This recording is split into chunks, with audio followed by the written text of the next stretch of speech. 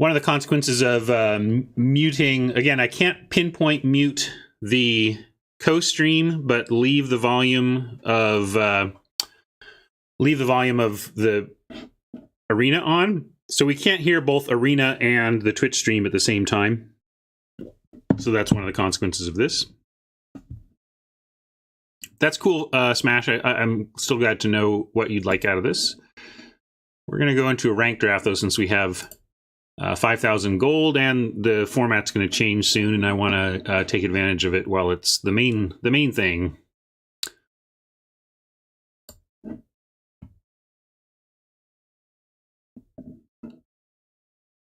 Hallowed Fountain.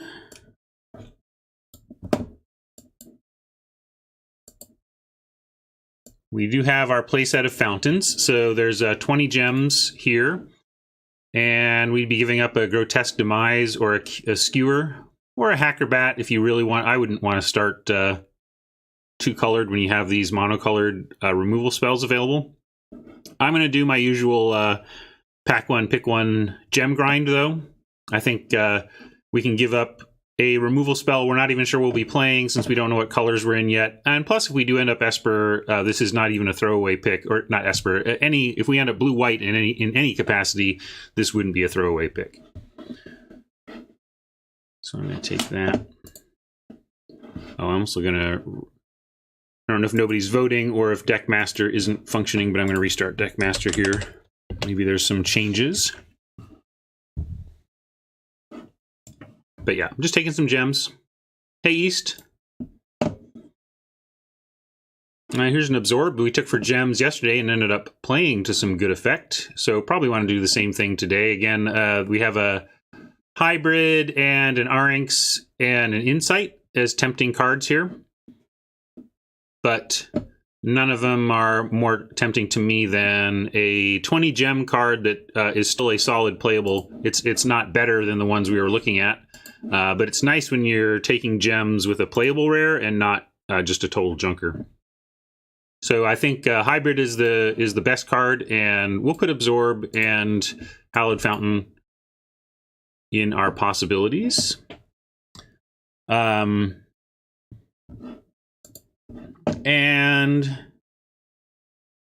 yeah, this is weird. Like, I don't know what people want to pay attention to. Like, because now I've started drafting, of course, so my mindset, I'm all about the draft, but like, there's this whole invitational going on. Like, we could check in with that, Hey, invitational, what's going on?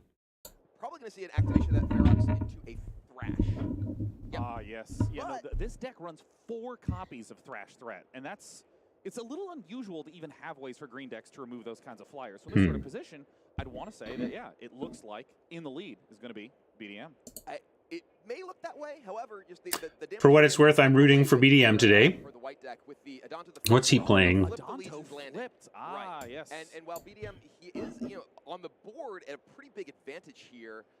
Ferox coming in does get Jamie for 6. However, she's already at a very healthy life total. And oh, is this that's a flyer. Why is it saying this is an ad? I don't know, maybe that's just a mistake on their part. Just get the city's blessing. It could end the game, and yeah, I mean, it's actually really funny how Llanowar Elves, which you normally get so upset about if you ever have them in the late game, wind up being a critical blocker. And is that the way it wins? And this, what? All right. That's like a bad anime. Like, this is where the dart takes out the supervillain. And that, frankly, is... Oh, here's draft view, and I can put it up here as well. I was thinking it would go up here in this view. Having access to a Collision Colossus or a cruel, like that, and then I could mute. I'm going to mute it again. All right, so I don't know. I'm gonna switch around and see what kind of approach is of interest. It just feels like I don't know if this box in the upper left corner here is useful. Like, I guess we'll keep it up there to see what's going on, and maybe we'll see things that we want to switch back to it for. But we'll just keep it there for now and focus on our draft for a little bit. All right. As far as our draft goes, well, you can make an argument that Rx is just the best card in the pack. Let's check our uncommons. We have a print run. I'm looking at the Insight here, though. We were totally just gem drafting, and we don't need to worry about these per se. We could take this if we thought it was correct. And if this was a monocolored card of this power level, I would take it regardless of what color it was. But taking a double colored card when there's an insight that actually fits with our rare draft picks makes more sense to me. So I'm going to take that, but I want to check the print run before we move on. So let's go and check. Checking our uncommon print run, Clan Guildmage and Bankrupt in Blood have Rhythm of the Wild and Clear the Stage around it. So Rhythm of the Wild taken out of here is good information because there's been some tempting Gruul, but knowing that Rhythm of the Wild is the likely missing card here makes me want to take the Sphinx's Insight all the more. East says Guildmage over Arynx. You're probably right. I think they're very close. Like, this is obviously more powerful. I mean, it's twice as much mana, but I think 2-drops are few and far between enough that it maybe is the Clan Guildmage, but the activated abilities are less important. You know, it's almost more important that it's a Feral Maca than it has these abilities. You know, you just want that that spot in your curve filled, but we'll take the Insight and see if this stays open.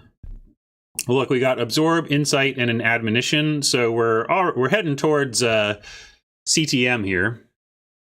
And we do have more info up here, so let's check our print run again. Scrabbling Claws, Carnival Carnage. We have Terramander and Gate Colossus around it. Probably the Terramander because the bots don't really respect the Gate Colossus as a pick 4. They might. Maybe they might. But Terramander is strong enough that I bet it was the Terramander. I don't think they would take... Maybe they'd take Colossus out of this pack if it was the only thing available. We're going to take Admonition, and we're going to try and see about ending up in perhaps a CtM style deck. What do you know? Asked and received. Snap this up, and we're well on our way to a plan. Best of 1, a little early to take an Exposed to Daylight, but it does work with the Acuity, and we will main deck it, and it's better than anything else we're looking at here. Here's a Clear the Mind for our no-win Azorius deck incoming. We can take a second Clear the Mind now over the Savant. Or Savant does good work as a 2-drop setting up this deck, and I bet we find a spot to take a Clear the Mind before this draft ends from here. So we could do that. I haven't been checking print run because we are so solidly in Azorius, but I'll give this one a quick check, just see what's around Rally. Drillbit and Lizrog are 1 away, and then Clear the Stage, Firewheeler are 2 away. So we continue to feel like we're in a great spot. Look at this. We're pick 8, and 1, 2, 3, 4, 5, 6 of the 8 cards could go in our deck. Yeah, I know, Wujo. I'm really tempting the Magic Gods with that one. Everybody wants to. You want the Clear to Mind? I say everybody. There's probably like 2 people voting because I have an audience of 4 here during the the invitational. Thank you all for hanging with me. I really appreciate that. Yeah, the Scry seems. That's why I like the Savant. Seems like it fills a nice spot in this type of deck. But we'll take the second Clear the Mind and know that we have that loop taken care of. Oh, late Slimebind. I'm going to take a hybrid here over a veteran, I think. This is stupid late, and maybe it ends up being... Where are we ever playing this? I guess we're never playing this. I shouldn't take it. We're never playing that. We have a real plan here, and it's looking good, so let's stick with it. I don't think we're ever playing that, though, so I'm going to take Vault Progress on that one. And looks like Rakdos is pretty open as well. That's pretty common. I feel like I end up in Rakdos a lot these days, I think. We'll take Claws for Progress, though. I guess I'll take Blade Brand, actually. It's possible this ends up Esper and that we want Blade Brand because we're low on playables, and we have the Acuity thing going on. So we'll take that just in case.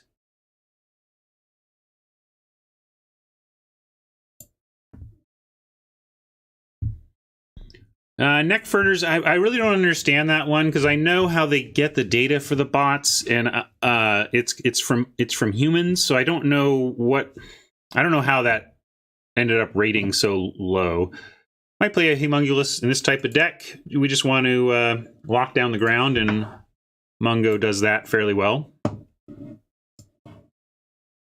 right, I think this was a great first pack, and maybe if we'd had different rares that we were rare drafting, our pick 3 would have been different. But the fact that we rare drafted Fountain into Absorb and then had an Insight as one of the top cards in the pack just naturally let us fall into this deck.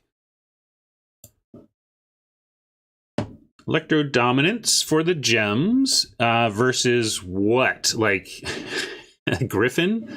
Like, this is pretty snap gems to me. There's like nothing competing for 20 that can realistically compete for a 20 gem impact in this pack. The gate would be nice. I hope we wheel it, but even a gate is not 20 gems worth of value. So we're going to snap up the Dominance.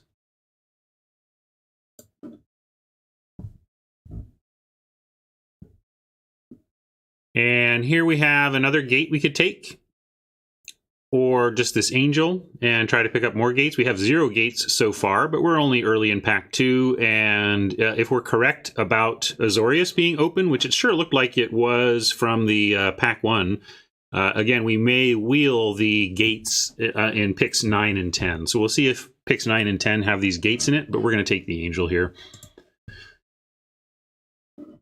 I mean, it's fun to be no-win CtM, but it's okay to run some things that can actually win the game as well, especially when they help stall the game. We're not going to take Frilled Mystic or anything. This is just a Chili Bee spot, no problem. Insight, supporting this core plan we have going, or a thing that can accidentally win the game by attacking. I think we should probably just take the thing that could accidentally win the game by attacking. I don't know. I'm no Deathsy, or when it comes to this deck, I don't know. What would Deathsy do here? Is this do you take a Sphinx, or do you really just go for their Insight? You either get the Sphinx or the Sphinx's Thoughts. What are more valuable? Looks like Thoughts seem to be the vote right now. Man, that's hard for me. Hard for me to pass a card like this.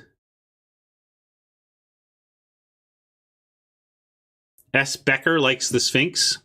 I want someone who's played or watched a lot of CtM to weigh in here. If you have played or watched a lot of good players play CtM, what do you think what would you or what would they do here?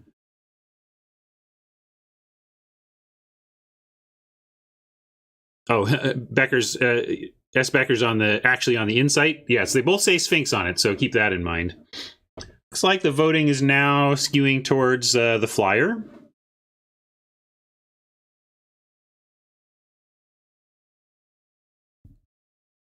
Well, let's see. Why would Neckfurters, as I was musing on the draft status of that hybrid, wonders if it was intentionally not pushed downwards, pushed effectively by pushing it so that players get it later.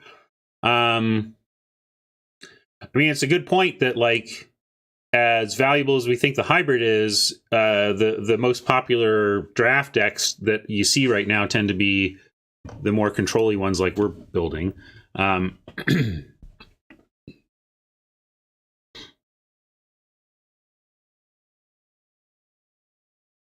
Desi would take card draw, I think. Yeah. All right. Well.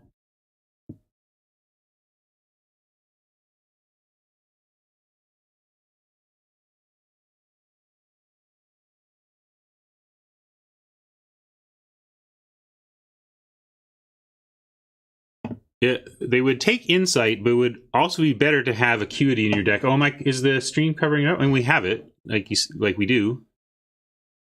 Oh, so Neckfurters, I don't understand. Did you not see that we have an Acuity? Hello, Double D's. All right. Since what I'm hearing from people is that people drafting the Clear the Mind Acuity deck would take the Insight, so I'm going to do it. We're going to skip the cool uncommon and try to really focus in on what we are doing here. And check that out. We get a second Acuity.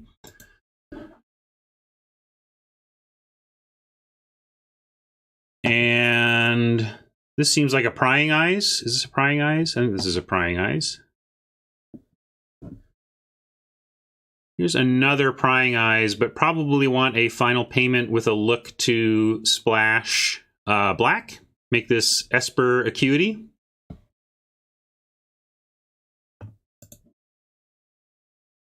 I don't know if we'll end up playing this, but I think the chance that we will makes it worth the pick. Are you supposed to just not play anything? Am I supposed to like not take a messenger? We take a locket over something solid like a messenger?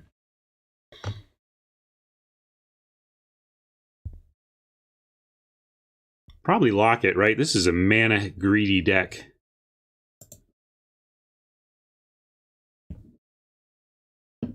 Nothing here that we want. I don't think we're playing any of this. I'm just going to take Vault Progress. Here's more Lockdown. Let's take that. Do you even need this if you have two? Do you do something like play the Junk Controller when you already have the double Clear the Mind? Is it just like, it doesn't hurt, it's a little extra, they mill your, two Clear the Minds or something, you can get one back, that kind of thing? Yeah, it looks like people want the controller over Dumb Flyer. I don't know why I put it in here, though. We'll play it. And then we'll take Vault Progress here. And no Vault Progress, no playables.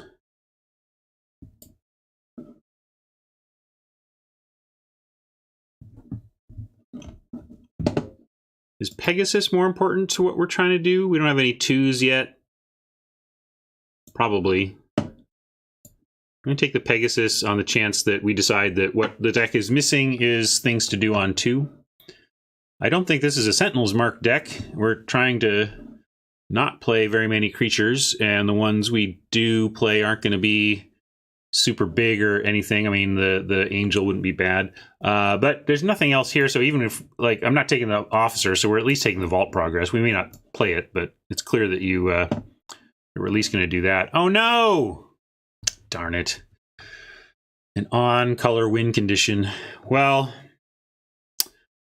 we're going to have to take the Angel of Grace, and we might sometimes win by attacking with a 5/4. I just want you to prepare you for that now.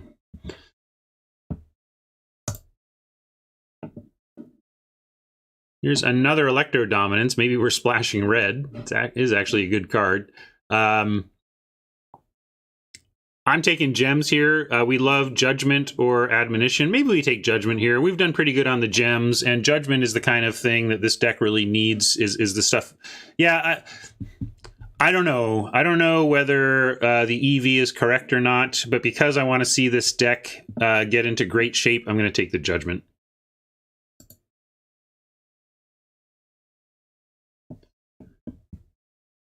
Here we can get another accidental win condition. Oh, let's note that we got none of our gates on the wheel. So if we do want to do something like play Final Payment and or better support this, or support at all this Angel, we need to start taking gates. But the deck is strong enough that we can just, if we think of it this way, like, now what's the pick, right? Like we don't need to support Final Payment or Angel in terms of how we're approaching this. And with that, maybe it means that the pick is the Essence Capture. I really would like to try and get the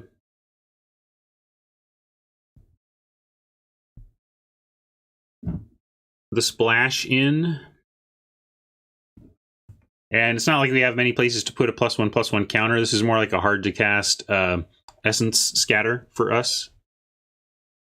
But I think maybe given what we're trying to do here, we don't need win conditions. We have our win conditions, so we're just trying to control. So we'll take the things that help us control.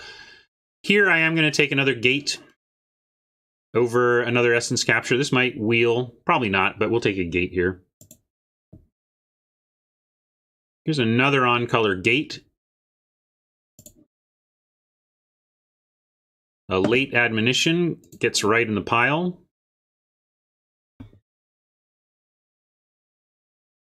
Quench, Courier, or Thrall. We're on pick 7. We have one more pack we haven't seen. We do have a couple of gates. We'll put the Angel back as a consideration, and we'll put the final payment back just to think about. I just wanted to remember that we don't have to splash this. Everybody's all over on this one. Quench.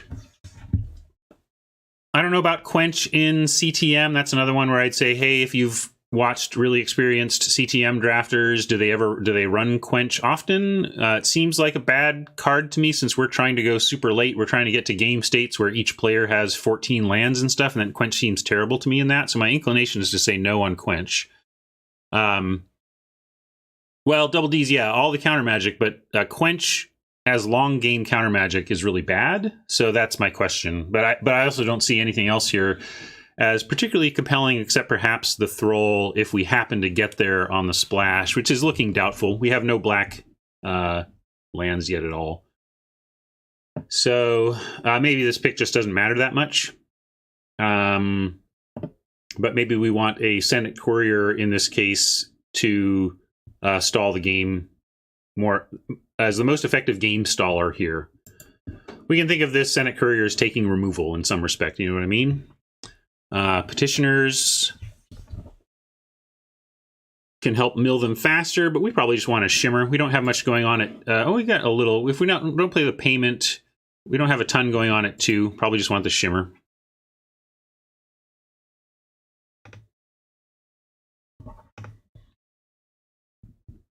I'm just looking for any feedback on the Quench. Yeah, you could quench yourself and pay for it to trigger Acuities. That is a reasonable thing to do with a ton of mana in the late game in that situation. Great. Fantastic. Wow, it's like a Swords to Plowshares pick 9.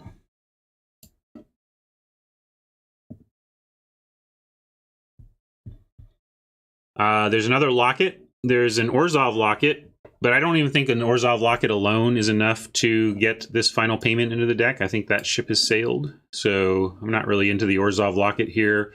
A second Azorius Locket or the Petitioners. Looks like there's Petitioner support. I don't think we're going to play it, but I like it over the second Locket. We'll put it in the board for right now. Here's a Quench if we want to futz around with those plays that we were talking about. I think we're out of impacting cards here, but we've got a lot of playables. Oh, there's another Locket if we do want it. Do we want it? Might just be worth Vault Progress here. But I don't care enough about Vault Progress to not just give ourselves an option there. We'll take the option. All right, 100 gem grind. I'm going to make a note of that. A free game before we even start. Free match, that is. Like, yeah. I think the combined loss of power in our picks, and especially since we're playing 2 of them, but there was a loss in power even taking the ones we're playing, was not worth 100 gems. 100 gems is a lot of gems.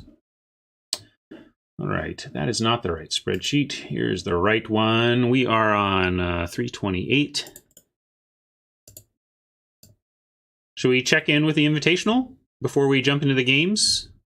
Maybe I'll silently tinker with the deck a little bit while we put the Invitational up.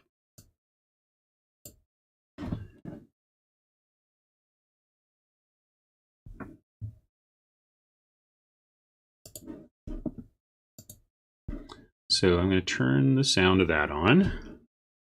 Fanatical Firebrand, getting rid of the Steam Kin and the Chain swinging in for lethal. Game 1 goes to Matt Ness. Ooh, wee. That was a quick one. I'm going to turn this down a little bit. What happens when you have the mono red mirror, but as you can see there, that that is the one downside of Experimental Frenzy. It's not just a card that's going to get you 10 spells in a row, because that's often what it feels like when you play against the card. But there are going to be those instances where your opponents find 2 lands on top, for example, or additional Experimental Frenzies. And in those situations, especially when you're on the back foot, it can be very punishing. Yeah. I've played Mono Red a few times where I have the Experimental Frenzy down and I find the second one, it's like, oh, no. But yes, that of course means that the Esper Control Mirror is up next.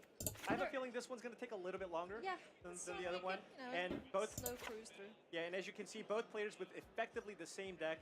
I will say that Matt Nass is playing 2 copies of Mastermind's Acquisition instead of Alex Haynes 1, and that could be very impactful, because in a matchup like this where it's all about trading your important resources, the important cards in the matchup being Teferi, Counter Magic, and Hand Disruption and Card Draw, having that...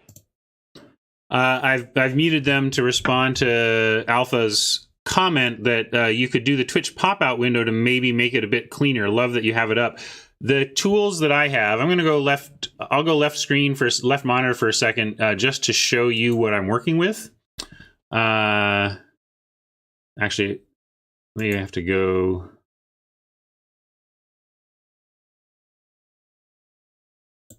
Let's copy this. Go back to like this, then no. Hold on. Give me one moment. I tried to copy and it didn't work. Copy. Thank you.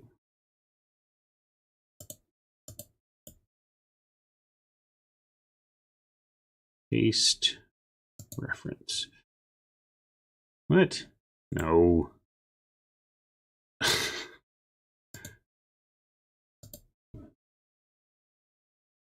I really want to show you. Well, okay, I'll just describe it then. Never mind. It's not cooperating with me for some reason. When I open the co-stream controls, it gives me a URL thing. So like right now, this is what I have pasted into my URL. And then there's a width, a height, a frames per second, and then a custom CSS. Like this is what was default in the custom CSS section. And I haven't changed it. I haven't done anything to that custom CSS stuff. And then there's 2 options. There's shut down source when not visible. So if I select that, it actually lets me mute it by turning it off. But if I also select that, it refreshes it every time I bring it back up, and it starts an ad way too much. Like it puts ads all the time if I do that. That's why I'm doing that.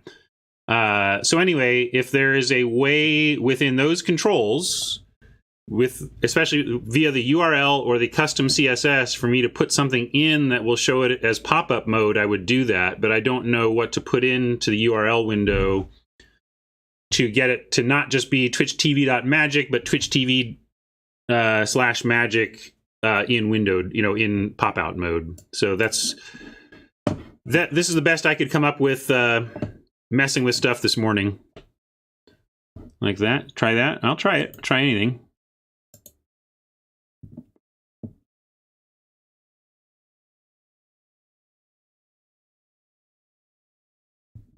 What would that do for me if the volume stuff is pulled out? I could try it though.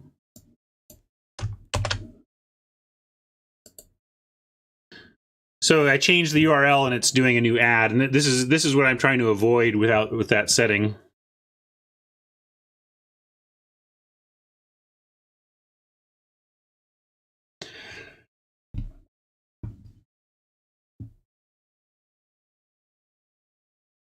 Yeah, I don't know. Okay, that worked. That's better, right? What is this?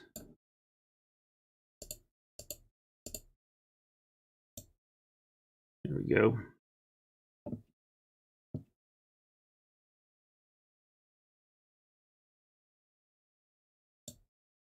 I want to go.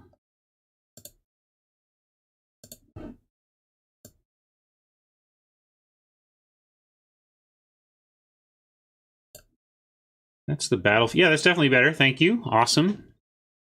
I figured there was something like that. I just didn't have time this morning to like figure this whole thing out. So I went with what I could come up with, and you just improved on it. So that's sweet. And I just want to get it there. Then let's see. We were in. There's also a deck building view, except I don't have it there. Let's go to. Yeah, I'm going to sit here for right now. And both players jockeying to try to resolve a spell. This is exactly what happens. And oftentimes, in the control mirror, you want to be the person who's not. I think over here in my deck, I think this is what I'm gonna run with, unless there's strong opinions from the peanut gallery. Forced because of that flip search for Ascanta. Now, Matt Nass does have the, I think, you know, the We are at 40 currently. This is 0 cuts. The question is, do you want to add anything from up here, really? Mastermind's acquisition, which allows the players to dig into their toolbox of the sideboard. And here's our stats. Says Alex Hayne. Moment to craving and Kaya's Wrath. I'm not going to do much for Matt Nass here, so he has to hopefully find another card draw spell or something just to get him back in this game. Yeah, at this point, Alex Hayne definitely in the lead here with that Ascanta Sunken Ruin on the battlefield. Finds a Kaya, which honestly doesn't do a whole lot, but it will ultimately end the game. It will steal the game. So now Alex Hayne is going to be using the Kaya to start exiling some of the better spells in Matt Nass's graveyard here. Yeah, for sure.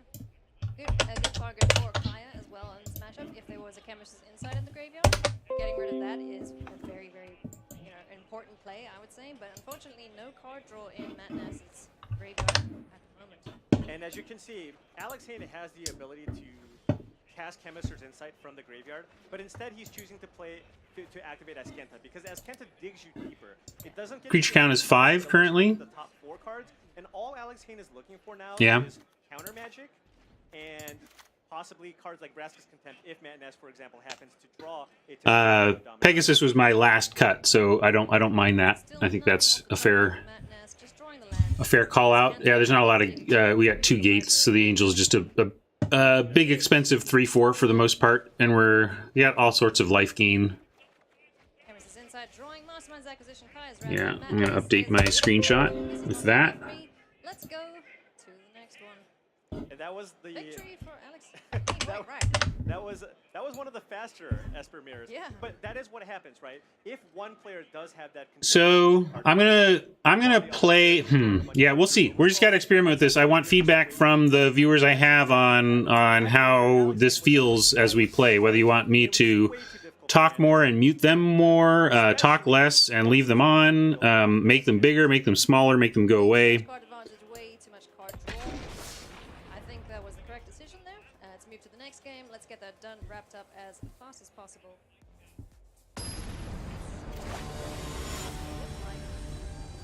What do you think of this? A keep from both players, it seems? I wonder if we have enough removal to get there. Like, we have a lot of stalling. Oh, we did end up playing the Quench. Yeah, we can do the counter Quench thing anyway, so that's cool. You know, I know I won with the red deck, but you know what? Honestly, I feel like I ran a little bit poorly in that last game, and I feel like my setup is slightly better. I did mention that he does have the 2 copies of Mastermind's Acquisition, which could go a long way here. Statistically speaking, the Esper deck is the stronger out of the 2, correct? Between mono red and control. Well, so the Esper deck has a better ability. Cool. I have 2 votes for let's not bother. Come back against the aggressive decks because it has access to those sweepers. So even if your opponents do, I mean, I could just cancel. We got 26 people here, so I want to know what you guys want to do. All right, maybe I'll put it to a vote. Oh, sorry. I should actually play Magic. Is what I should do.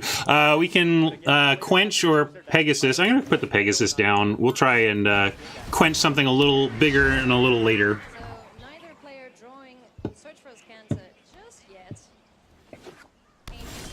Let me make it smaller. So this is a big interaction here. I want to talk about. Right. Matt Nass is thinking, okay, you know what? I'm just going to cast Chemist's Insight. Can't cast the Absorb, but we'll get the Acuity going here. Chemist's Insight is syncopate as it's a counter spell. However, it exiles Nice. the spell. Just need some land, but that's a cool draw with the Acuity. So when this happens, All right, well, maybe we'll do this. Let's try not... Because the other thing I can do when we want to is do something like this. Oh, it's not it needs to be above. No. He does have, thankfully, that at his So we can do something like this. Hold on. Wait, where'd it go? So it didn't matter. Here. Continuing to change the Something like this meanwhile, It still hurts a little. when we want to watch the whole thing. But I think I'm going to mute it for right now value on you. It all and hide it. And it means the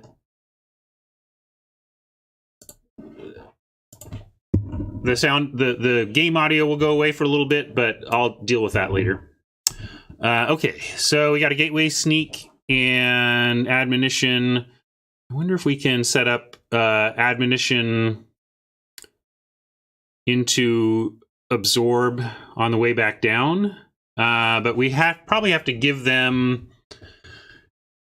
No, we're not going to do that. I want to keep it off the board. I don't want to give them a card.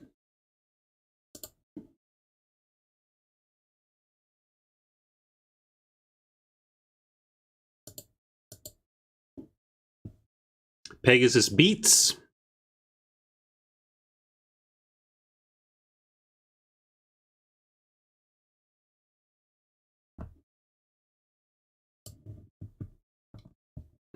We have leave absorb up or replay acuity and leave quench up. That seems fine. We may we're likely to see a sneak make it through here, but we'll try and protect. Watch out for, we're in a card draw deck, so we have to really watch for the auto tap. I don't even know what white 2-drop we have to cast, but I know that when I'm drawing cards, I don't want to leave it. Although we could draw our blue-blue counterspell, it's true. Maybe that was actually the thing to consider. Maybe I should actually think about my deck.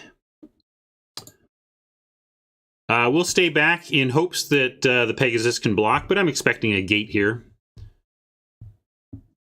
But since we're not really looking to win with damage anyway, the 1 damage isn't a big deal to make them have the gate, or at least make them play the gate if they have one.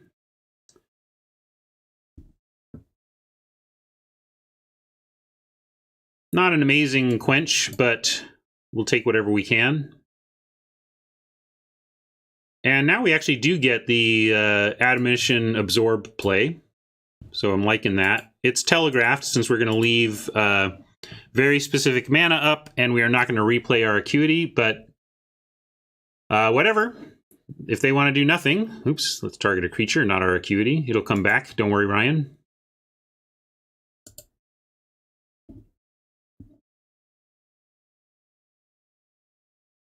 WinCon.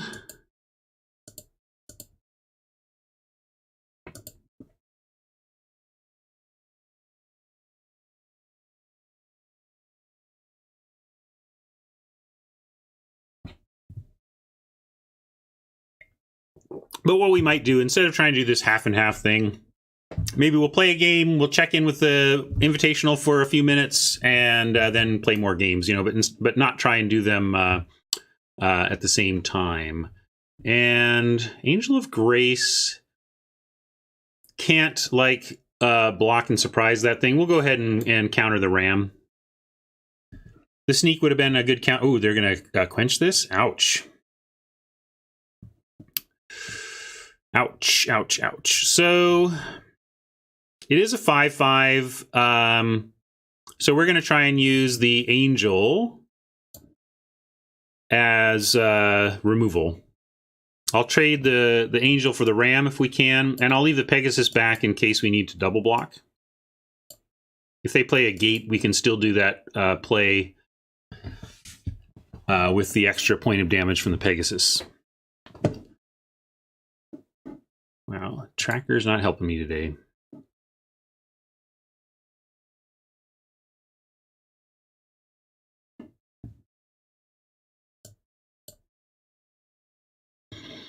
All right, here we go. Let's see if it works. I want to at least pretend I have a quench of my own, please. Auto tap, thank you. Ooh, almost hit past, thinking I was hitting Angel. Oh, the brain. I try to click correctly. It works sometimes.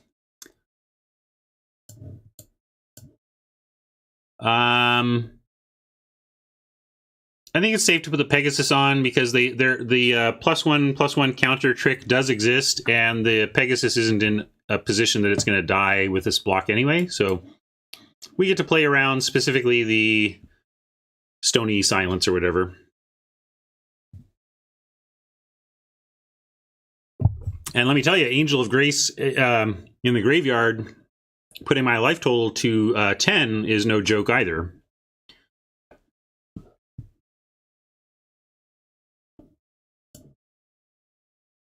Yes, I like that acuity.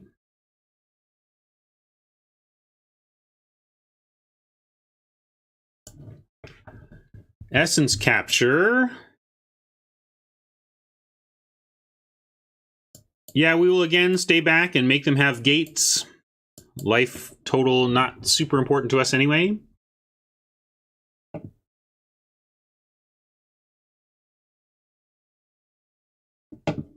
Yeah, we'll capture that.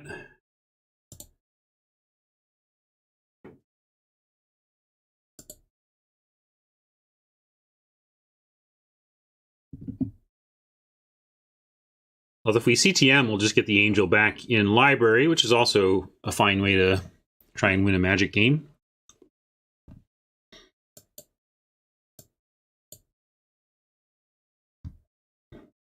If I must, we'll get 2 of these going. Did we play a land this turn? I forget. There was a little way to check that. I ask because it could impact whether we decide to do something like the insight here. So it draws 4 cards. We wouldn't have to discard. We don't have Prying Eyes to play, or yeah, I'm going to do the insight here.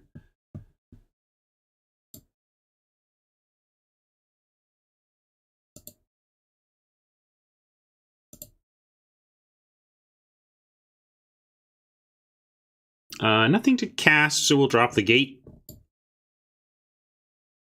And we'll continue to stay back with the Pegasus. They only get lands if they find gates or kill the Pegasus. Or sorry, they only get cards if they find gates or kill the Pegasus.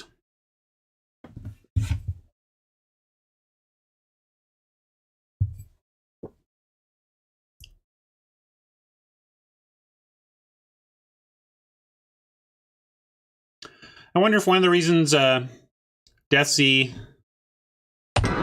everyone. And others have had great success with this deck because they play a lot of ranked, where it's best of 1. This feels like a very good best of 1 deck for sure. You know, game 1 deck.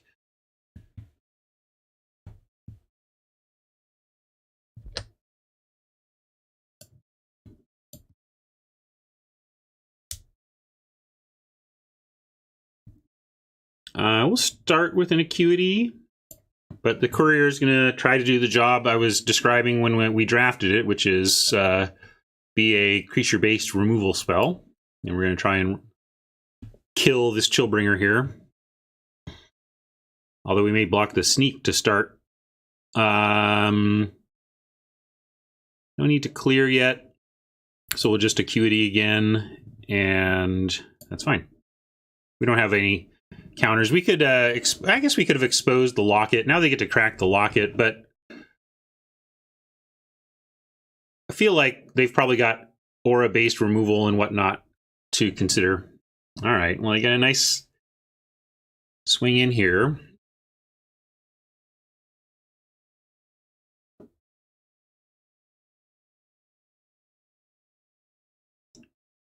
Sky Tether. What do we want to do with that?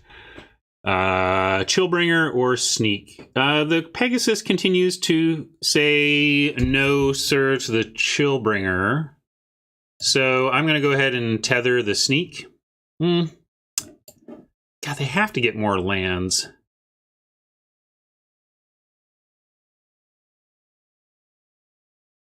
Maybe I'll Shimmer first. Take a look-see. Slime Bind. Yeah, let's just do a slime bind.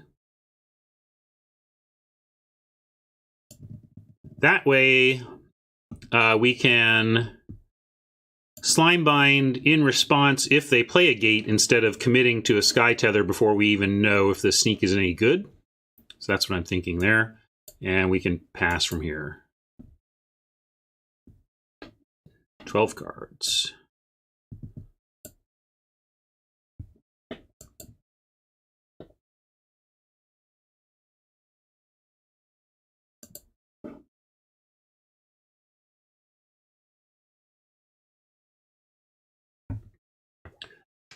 East, you were suggesting that they were going to break it, or that we should do something. Okay, well they're removing this here, so we're going to take 3. The damage doesn't really matter. This is where we can now slime bind to prevent the card draw. Nantuko, there you are. How you been, man? Welcome back. We're hanging in. We're hanging in. Trying to drive our opponents crazy today. Yeah, you came back to lots of fun new toys. We got a new emote prefix. We're just optimal now. Optimal is your emote word. And yeah, oh, you didn't even see. You don't even know all the new emotes. Okay, yeah, you're I thought the rat came after the emotes and that maybe you'd seen the emotes but not the rat. Sorry, I'm chatting with Nantuko and dragging the game on for everybody.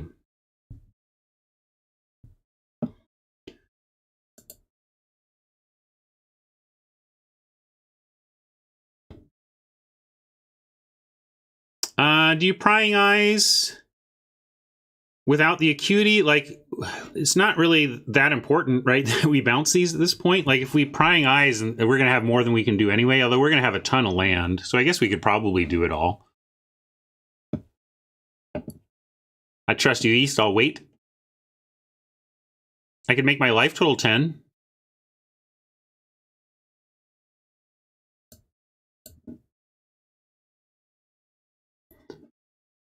I've always been willing to go down this path. It's just that there's always been super sweet stuff elsewhere. I'm not like forcing it like or leaning into it like some others do. So I'm just going to play this land.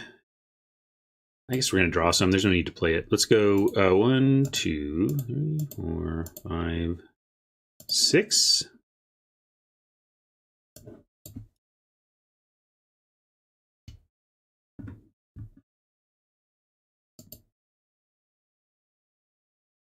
I think this is probably the first pure, like, clear the mind deck I've had where it's like that. Really, plan A really is to deck them. You know,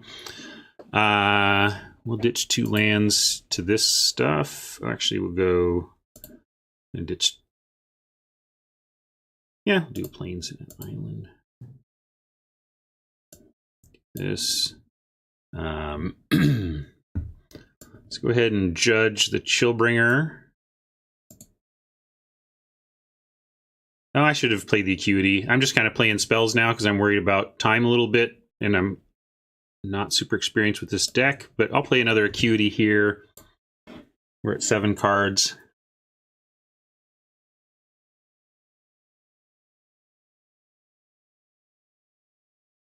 Now, do you tether something like a Grudian? I'm inclined to just wait. Like, the Grudian doesn't matter to us at 27 life, so I'm just going to pass. You let me know if you think you're just supposed to... Especially because the Sky Tether doesn't come back when we loop our deck. Like, the Judgment does, so I was excited to use it. I think that's part of the reason I played it ahead of the Acuity, is that I was just like, oh, sweet, we want to loop this back into the deck. But, you know, the enchantment stuff doesn't loop back, so...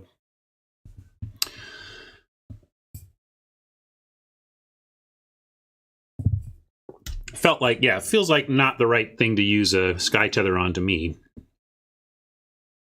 I think we're in great shape now and just hoping to choke them out. Yeah, good point. We're looking at gates, and so we really want to... This is like our one kind of doesn't destroy it removal spell. We didn't end up... Oh, I guess Slimebind, but Slimebind doesn't really deal with Gate Colossuses that effectively. Although you can do worse, as we saw yesterday. 5 cards. Should I just... I guess there's no... We can still play this out.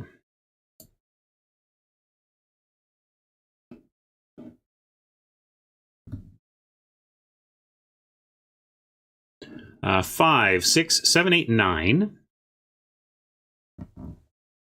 Yeah, that was something else. That was quite a match. If we want 10, we could play this for pain. But let's start with... we could just do Insight and then Clear the Mind. Let's just do a Clear the Mind now, right? It's fine. If they counter this, we do have the other one waiting, and Junk Troller. Now, 1, 2, 3, 4, 5, 6 mana, with a possible 7 for the shock. And on 7, we can Chillbring and Sky Tether. I'm going to play the Gate and then just Chillbring here, I think.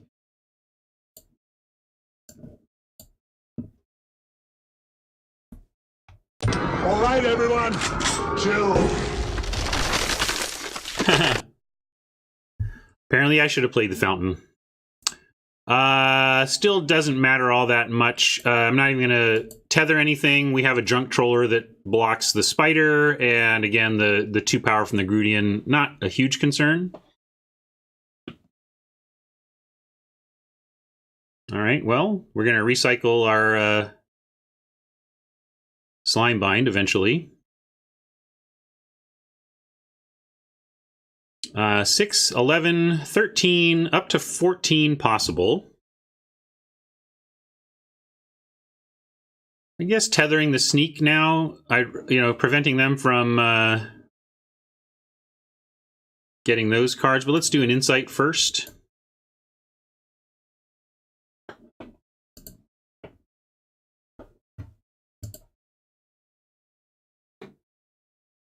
It feels like we only lose from here if I'm stupid, and that's so in range, but, like, this feels so solid. Like, I don't... it feels like we have to mess up to lose here. Let's go ahead and tether that. I like the tether the Sneak. And, Junk Troller to block the Spider. And I'll play 1 Acuity. We don't have a counterspell. I'm not going to represent it.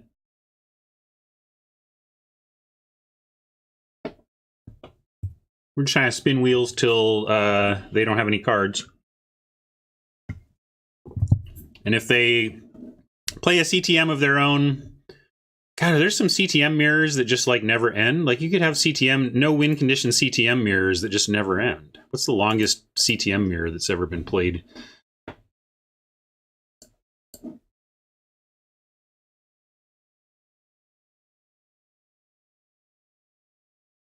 Yeah, if the Junk Troller lives, we can handle Colossus for sure. But that's the trouble with, your 5 creature decks. The creatures don't tend to live very long.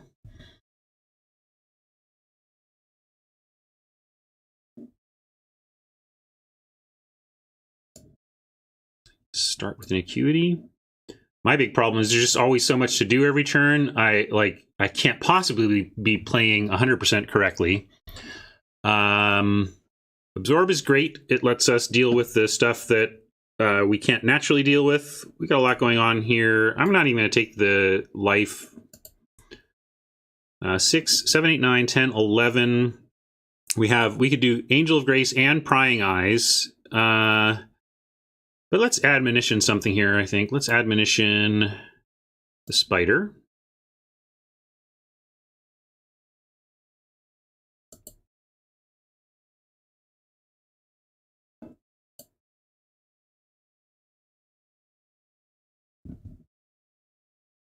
This deck feels busted. 4, 5, 6, 7, 8 mana. Go to 5 and have Absorb up. Or just have Absorb and Angel up and discard the planes. Yeah, I'm just going to pass with Angel and Absorb.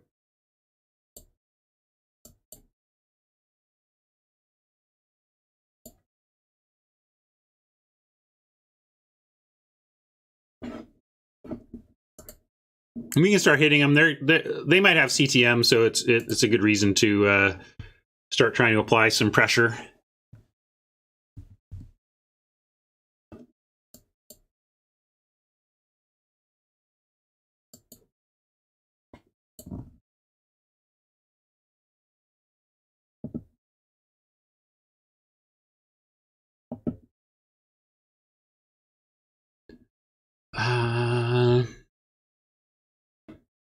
Can't stop the Angel except for a turn, so I'm going to let it go. We don't really care about that. We're going to save this Absorb for things that stop us from winning.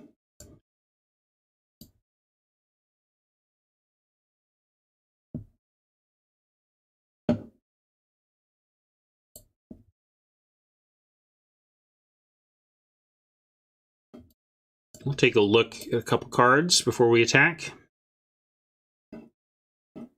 Wow, we're down to 6 again. It's because all of our lands are in play. Go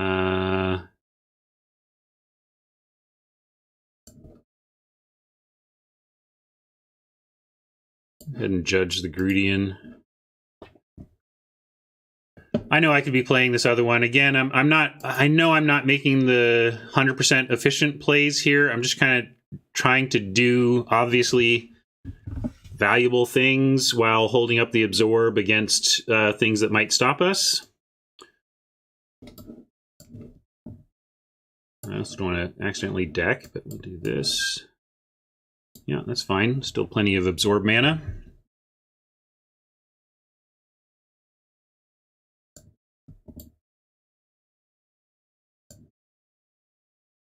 Doing this would leave us with 1, 2, 3. We'd have 5 total. Let's just leave all this up. But why? I'll play another Acuity. Really, it's just about the Absorb and Angels and whatnot. All right.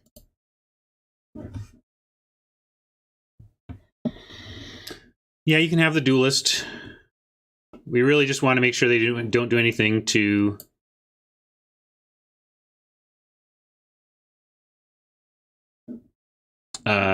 deal with their library. Okay, so this will kill the Angel, but again, it's not even the most important thing. I just don't want them to CTM. But we might as well kill the thing we can kill. And yeah, nothing here saves it or anything, so... I mean, we're going to put the Angel back anyway. We're with Clear the Mind, so it's pretty ridiculous, all things considered. Let's not Shimmer, though. I'm just going to pass with Absorb ready. Yeah, good call, Neckfurters, who also points out that 5 mana equals Absorb plus Play Around Quench.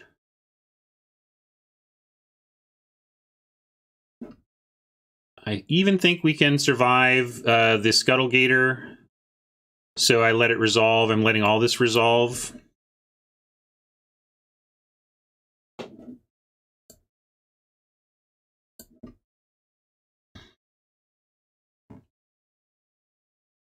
What do we want to do? Just trying to figure out if there's anything we want to do with 5 mana before we start. And the answer is no. We'll just untap. There's an admonition that really helps us with the Scuttlegator. I'm going to start with this.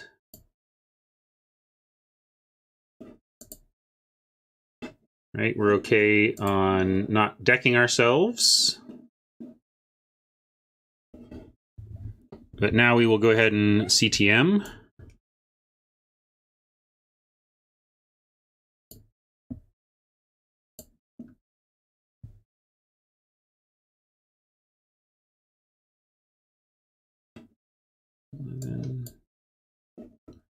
Magic is fun. There's our Angel. We'll keep that around again. 1, 2, 3, 4, 5, 6, 7. Gonna ditch some stuff here, but that's okay.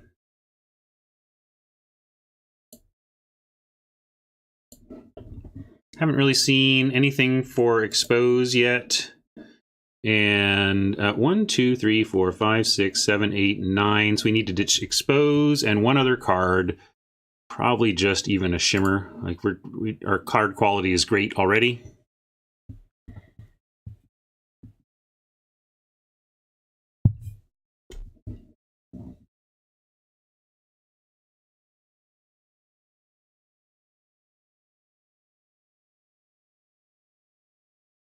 Yeah, I'd love another hard counter in this deck. So when you get to these loops, you can really... Yeah, Quench could be discarded. It's not completely useless, though. I mean,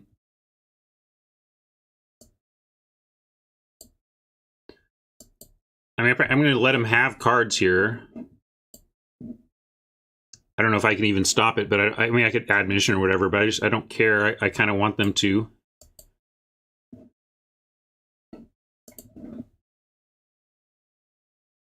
The Gator's pretty expensive, and they have multiple cards in hand, so the Quench might actually do something here. That'd be pretty cool.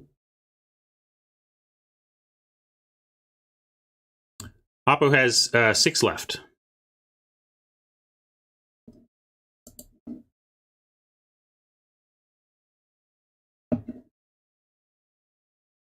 One, 2, 3, 4, 5. We can't...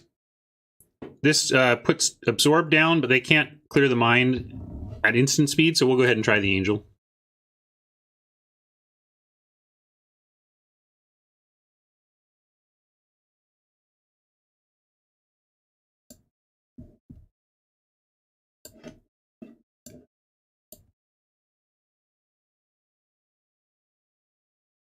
So many cards, I don't even know what to do.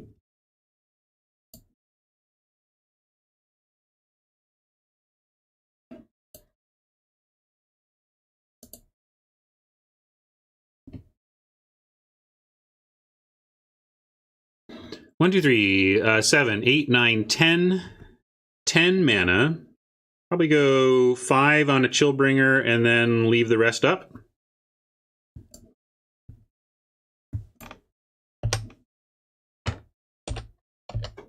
Didn't that work? All right, everyone, chill.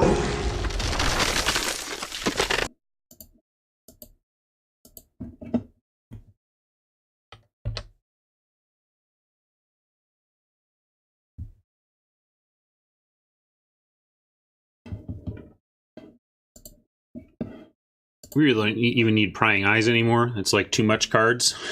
Too many cards.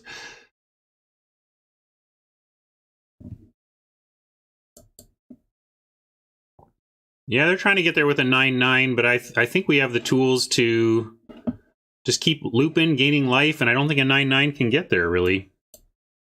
And if they want to speed towards the bottom of their deck, that's fine with me since we have the counter for the CtM if they have one.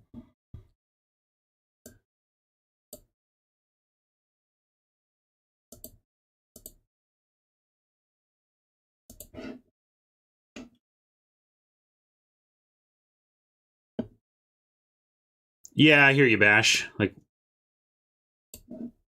some people just want to play it all out all the time.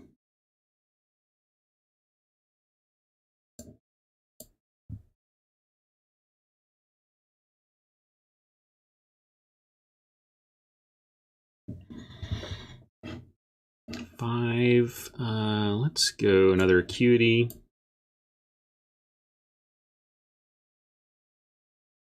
There's another Admonition. Because this loop is so fun. For me.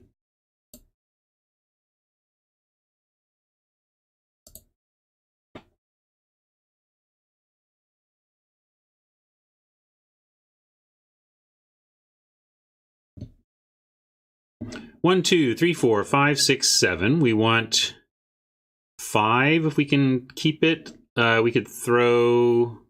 You can just ditch a lot of this stuff here.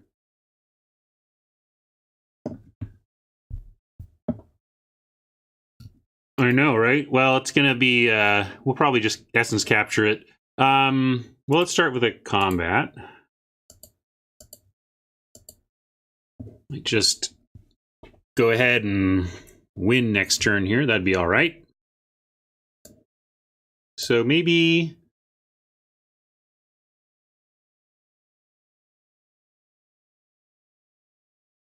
yeah, I think we ditch the insights and just pass the turn.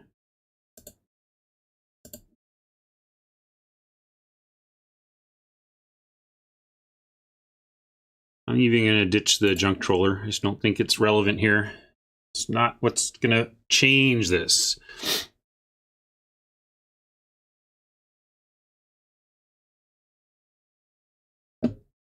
Yeah, we can essence capture that at least.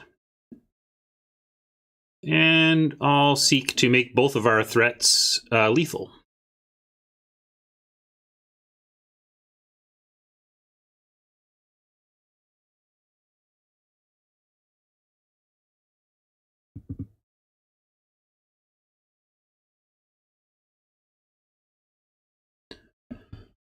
Thought collapsing the essence capture, so the Chillbringer successfully leaves the Angel of Grace tapped. Yeah. I'm just deciding if we even want to bother fighting this. We're at 3. I guess we have to, or we lose. Yeah, we have to or we lose, right? If they have another Thought Collapse, we might have found a way to... no, I guess, yeah, if we have another Thought Collapse, it could snatch defeat from the jaws of victory here. Oops, let's go Z. And then absorb. Yeah, we got to absorb, though.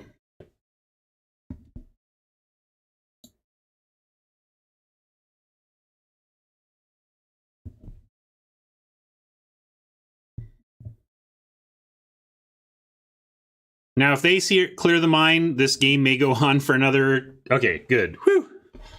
If they found a window to clear the mine and we had to keep going, it would have been all right. It would just would have been like, you get a whole... it's like extra inning baseball. Another 9 innings for free.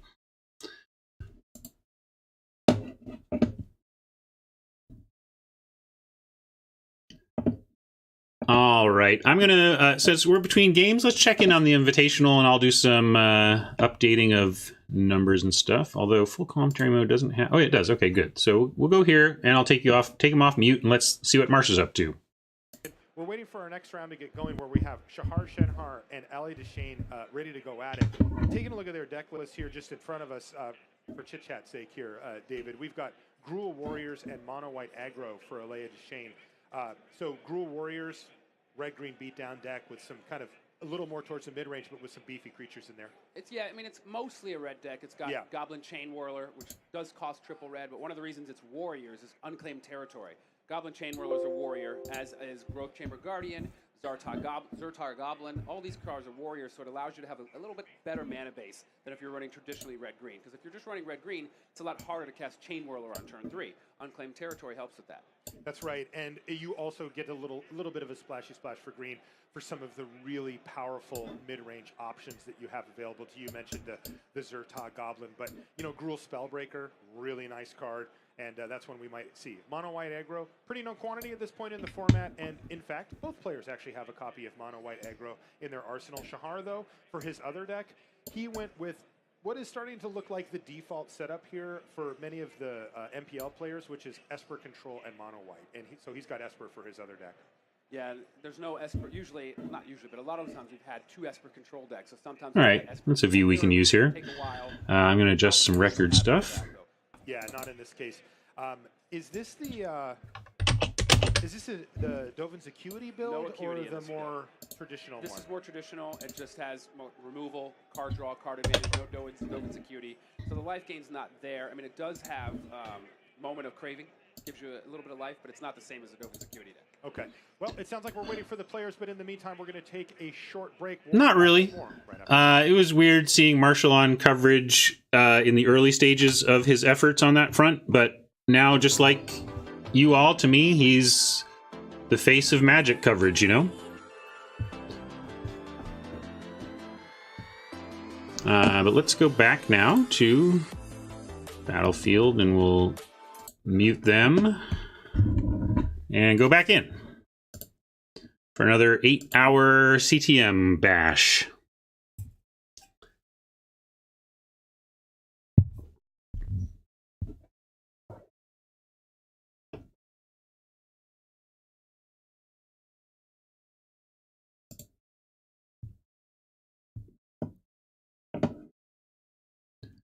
Looks all right.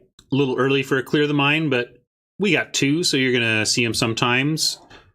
This could get overrun by like a Rakdos deck or something, but has both our colors and both copies of our engine card.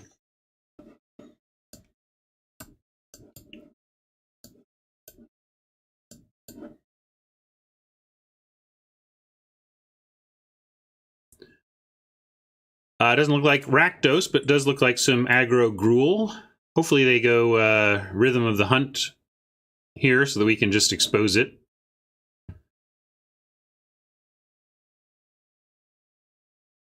Or is it Wild?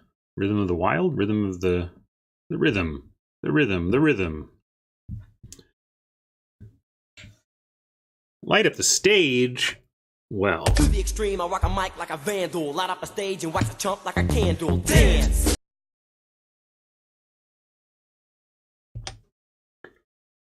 Are they going to be able to cast stuff? They'll get a land out of it. The Scuttlegator is not going to be resolved. This is why Light Up the Stage isn't really a great limited card.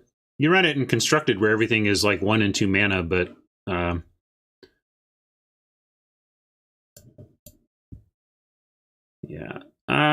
We could judge. We don't want to judge that anyway. We're going to get some life back and a card back. And we will summarily judge that hybrid when we have a chance. And we do some more removal. So this is good. Looks like we, next turn, can play another Acuity and maybe even Tether.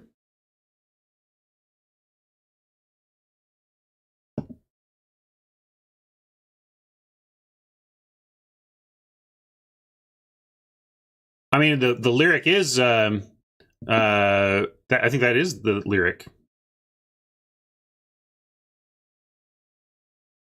Right?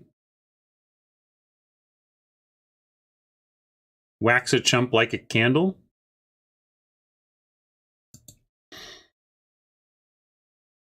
The Caretaker. That's on my list of cards not to lose to. Deface. You're not going to find any targets for us, I think. Deface. How did that get exposed? Oh, light is another Light Up the Stage? Oh, I missed it. Sorry, I was yammering. Here you go. To the extreme, I rock a mic like a vandal. Light up a stage and wax a chump like a candle. Dance! Very bright very bright stage. Yeah, Junk Troller is a target, I suppose, but we're not going to give it to him next turn, and that's staged, so they have to cast it soon. If we're not going to use both, we can, like, maybe I'll just do Acuity first and see what we draw, and then we have Sky Tether. Just going to put a Sky Tether on the hybrid. I think it's a little early to do that, and it doesn't make him pay the 6. But I'm not too concerned about blowing them out on like some mana tempo thing here. I just want to get our defenses down. If we start leveraging this stuff, we should be in great shape. If they give us an exposed target, we get to double Acuity bounce.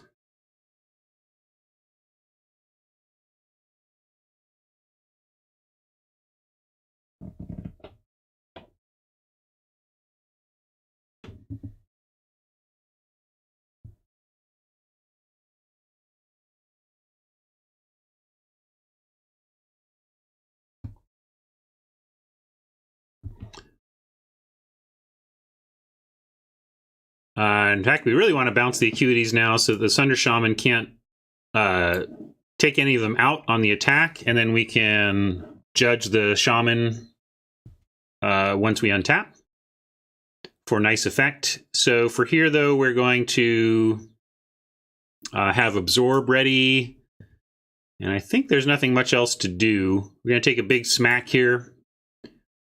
but we have a lot of ways to get life from this deck. Oh shoot, I totally didn't do it. That's all right. He only gets, oh maybe, how should we play this? I think what I'm going to do, yeah, there's no way to get an Acuity back. They get one of our Acuities, but we'll get it in the Clear the Mind. I'm not sure if that means I was supposed to use Judgment on one of their tapped creatures, but we really want to use this on the Shaman, so I think it's kind of a penalty of our situation that Oppo gets one of our Acuities here.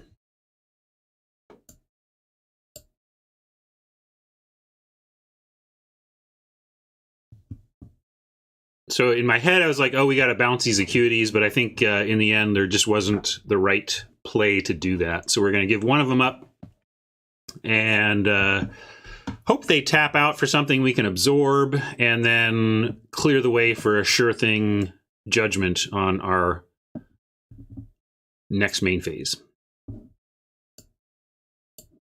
That's true. Going for the tether would be fine. I doubt it. Yeah. Looks like they looked at it, so they thought about it.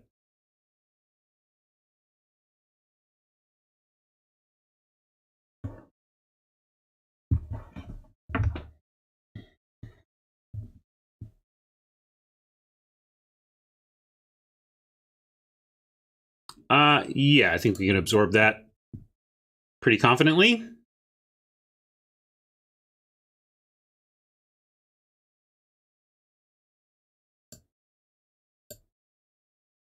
And just as we asked, it has cleared the way for a no-risk killing of the Sunder Shaman. And we're starting to take control here. Starting to really turn that corner and make this ours. Although we're at 12, they have they're going to get in for 2 for sure, and big mana and Gruul means we could get suddenly smacked for quite a bit. But this is like our last big risk turn, I think. Next turn we get to admonition something and capture it on the way back down while bouncing the Acuity. More Vandals. To the extreme, I rock a mic like a vandal. Light up a stage and wax a chump like a candle. Dance!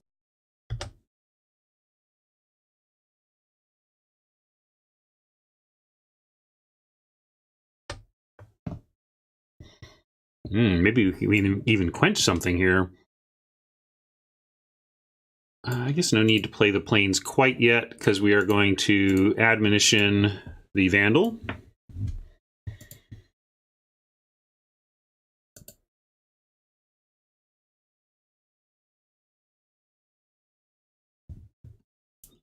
Now we can play Pegasus and actually even have something to put the counter on when we capture the Vandal on the way back down.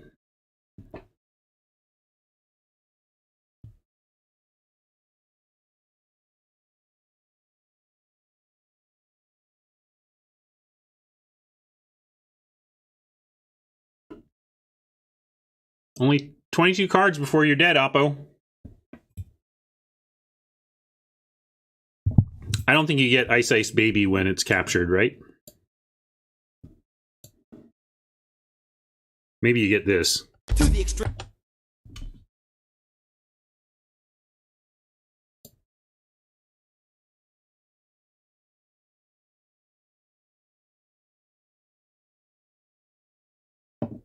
Thank you all for hanging out with me. Honestly, without co-streaming the Invitational at the moment, I wouldn't have expected, more than a dozen. So I love, happy that we got a couple dozen here hanging out and enjoying some limited arena today, while much of the Magic world watches some top players play some constructed. We are going to start with Acuity. What am I doing?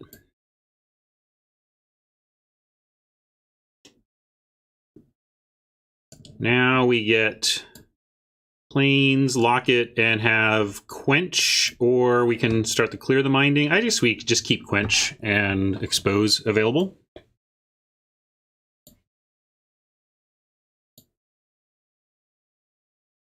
This is kind of annoying, huh?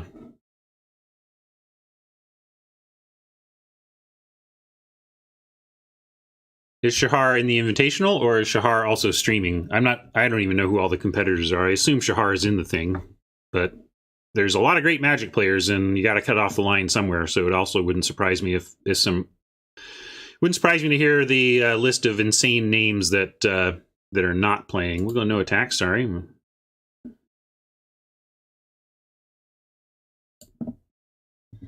Spear will start spewing, and that is somewhat of a concern. You're going to have to like bounce it, counter it, or something. Or just keep outpacing it in life gain.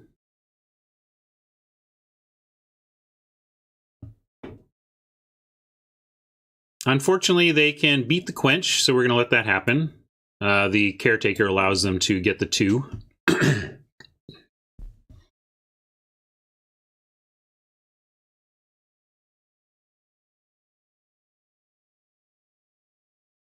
And this is another good reach combo because the hybrid can still gain its counters.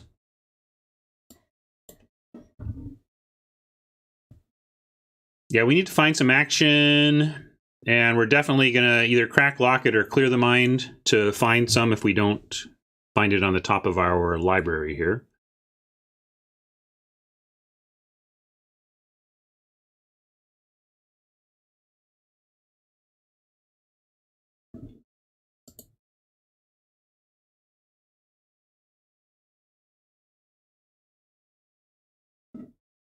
That's pretty aggro. What might they be fronting? Is this a Death Touch instant? Do we care? No, because now they get quenched. Now we have an active quench, so if they want to try something here, we'll quench it. I don't know what's going on exactly.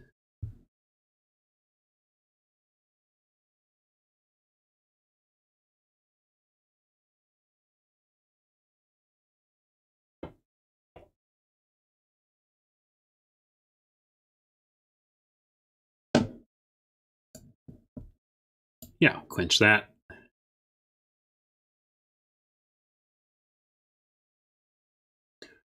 Still, our problem here is Crusher throwing shocks and Spewer throwing half shocks.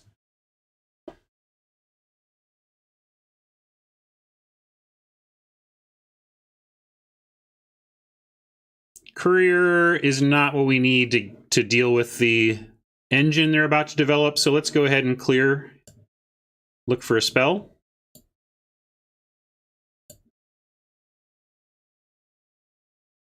Like that. That is exactly a spell.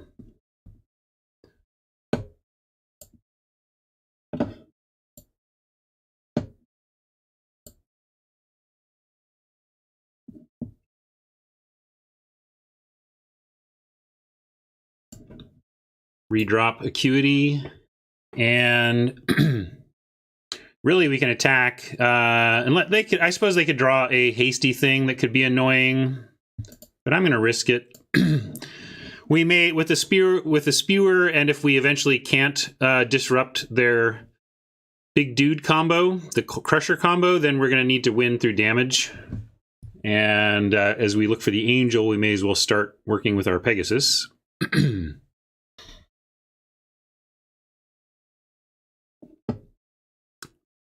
Yeah, that's okay. Guess let me shimmer first. Low on blue. Need to find some, like to find some extra blue mana. All right, look at all this action. Given what I just said, I think we just take the Angel. This stuff is great, but we're going to actually, with their board down, try and just win this game the old-fashioned way. Actually, if you think about it, CtM is kind of winning the game the old-fashioned way.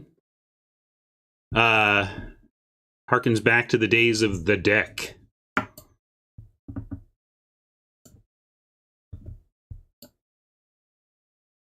Five, 6, 7, 8. We could get Courier and still have Angel, so let's go ahead and attack.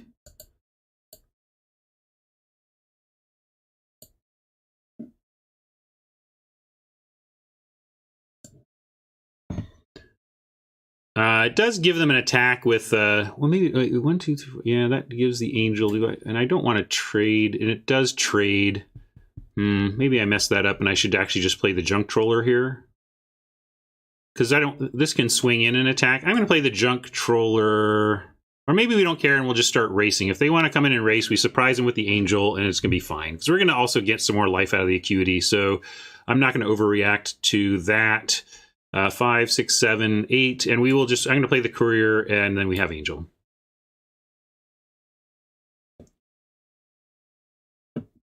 Baiting the clan crusher attack to trade the angel off with it, because it can't get the angel anyway. I think it's just faster to actually put 8 power in the air and attack twice.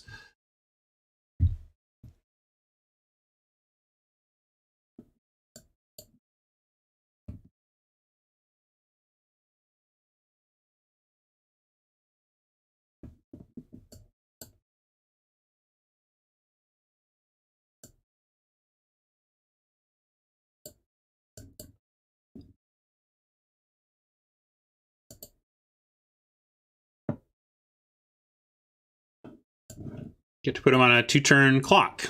That seems great. And we can junk troller, expose, and gain some life, etc. That might even cause the scoop. They do have one more draw step, though.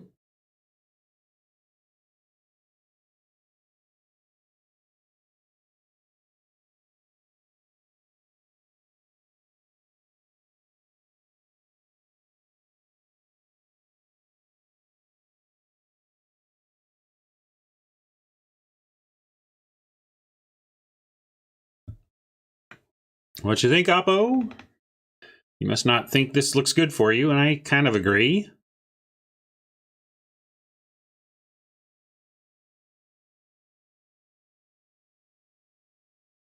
Here's Spear Spewer in its do-nothing phase. The always amazing do-nothing phase. Now I think it's just ours. I'm not even going to bother with Vigilance on the courier. We're just going to protect what's ours with the absorb.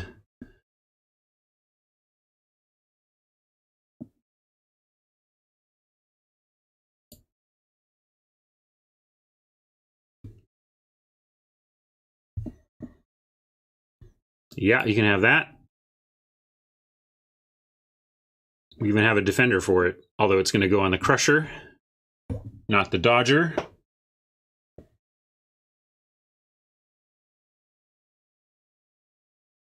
Yeah, this is you dead, Oppo. Just it's a little option in the gear. It says concede. And you do that, and then it saves everybody time. They may, or they're just trying to find a way. I get there. I've been there on the death scene, just trying to make sure you're not missing something that might squeeze out a win. So I'm being impatient, but Oppo gets to make sure they're dead.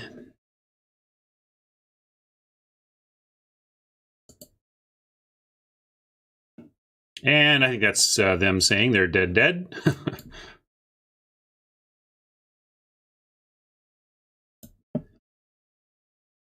Here, if they're going to play, I will too.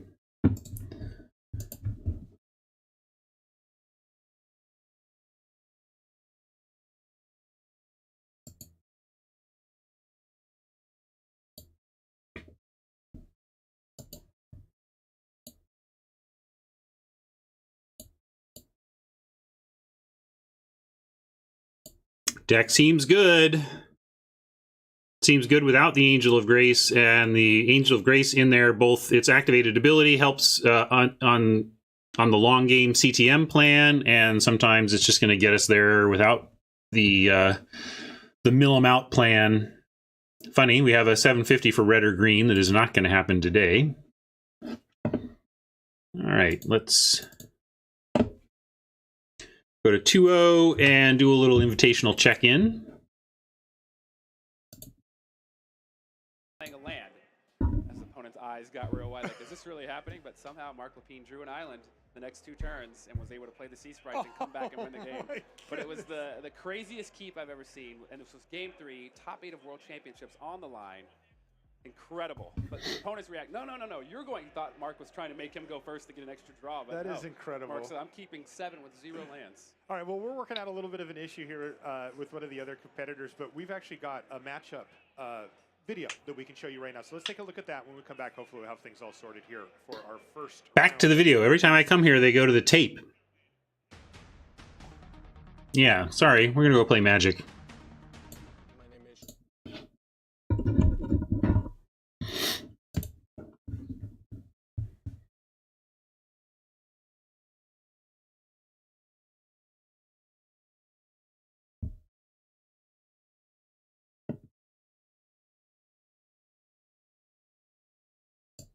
Looks good.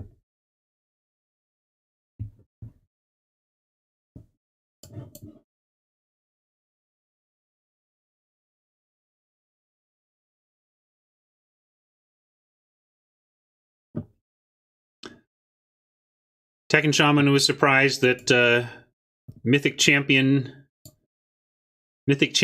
winner Autumn was defeated in round 1, but I didn't watch the games, but you know, anything can happen. I was going to be ready to capture anything, but with the Pegasus, we'll put the Pegasus down and then we can capture onto it. That's much better.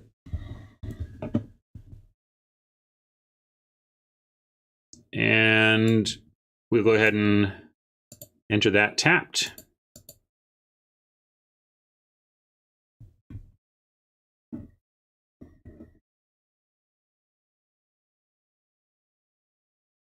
All right, I guess we will not be increasing that creature's toughness.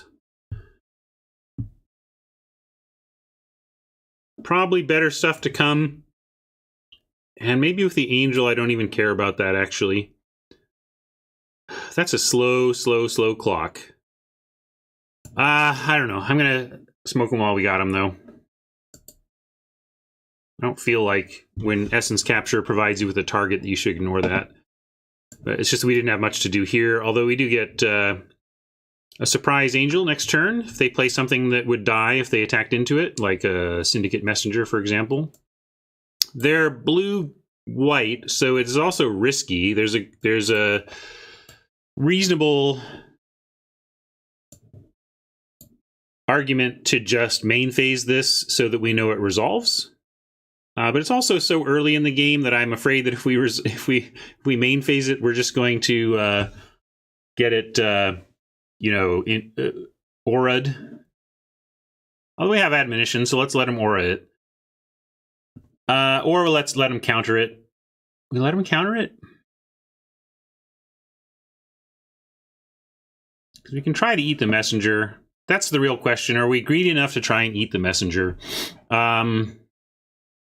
I think with the quality left in our hand, we are. I'm going to risk the Angel getting countered.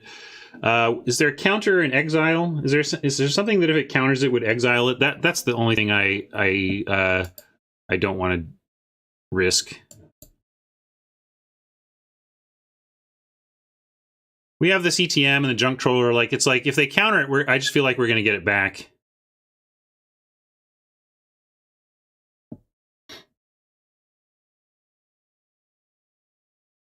But if there was an exile counter, I might not want to risk it, because then it's gone for good. Looks like we got paid off here. If you were not going to be as risky as I was here, I don't blame you. I was close to just main phasing it. I'm not sure what the values are here. Looks like they got more instant. Oh, they're going to add... Okay, well, so we cost them a card. And now we can main phase it because they already know.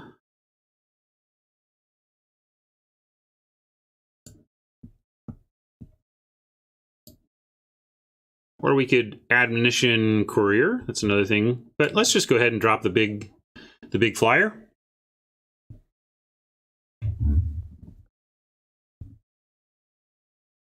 Chili B is not All right, everyone. an aura, exactly, but it will be out of commission for a little bit here. I don't think we're dead in the time that it's going to take us to set up.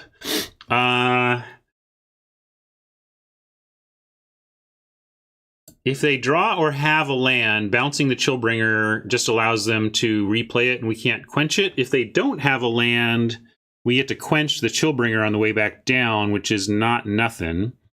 And the risk is that we take 4, and then the Chillbringer resolves anyway, and the Angel of Grace stays tapped for an extra turn. If that happens, we need to play the Courier. And then basically we take an extra 4 and we go to like 6 because of that play. So I think we should gamble. Yeah. Because we can also take, we can also just keep the Prying Eyes available.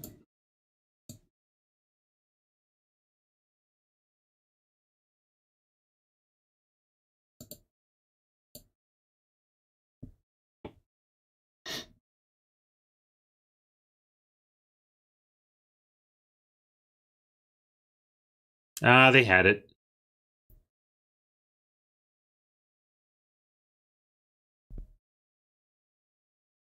At least it means they didn't have extra action. But we're going to have a still tapped Angel, and the Courier is going to have to do some defense this turn. All right, everyone, chill.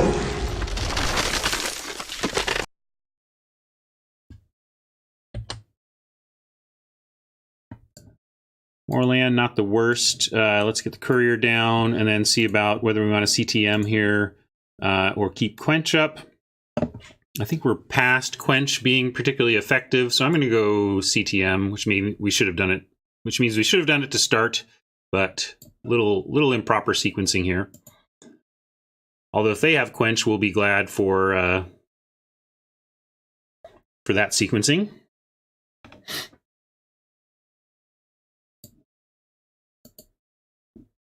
All right, here's us going to 6, as we indicated was the consequence of them having land. But again, part of the consequence is they're flooding a bit, so they don't have, the threat density that we might normally be afraid of. I'm going to just drop the island because if we want more blue anyway, I think. And then actually this and this. Ooh, good stuff. Good stuff. How about chili for their chili?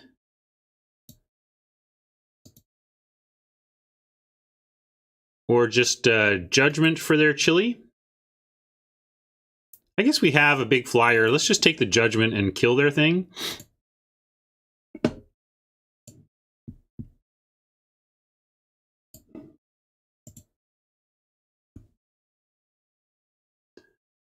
I don't think we have attacks, though, because they get 2 free, and we don't want to go to 4. So we're going to stay defensive for a little bit here, and maybe we get lucky and quench something. But what we're really trying to do, I guess I should have, since we have the quench mana, I should have definitely taken the 1 here, but it's too late to add the vigilance, so we're going to call that a suboptimal. Oppo should be at 20. In this deck, though, their life total is so much less important than how we are extending the game that's a pretty minor punt, but still. It also does some job of representing, like, as a punt, they're going to wonder why that I didn't bother. And they had a block, the take the free 1, so maybe they'll be more afraid of a suite of counter magic that we don't actually have. Yeah. They get an extra 2 in, unless they can do something about the Courier as well. At least the Angel of Grace is not frozen.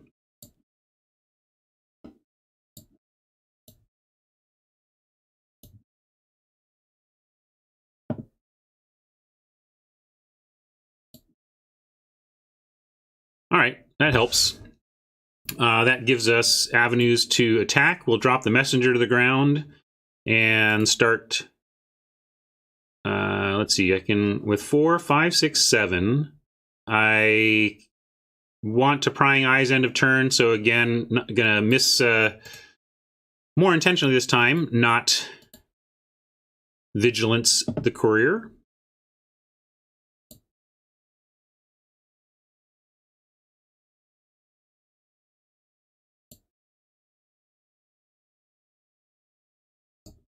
Making us block, it's a free attack. I keep trying to block early. I don't know why am I reacting that way to the UI. Probably ditching this Quench that is never countering anything. Well, they have a counter. Fair enough, Oppo, fair enough. They got to use their quench. We get to use our angel.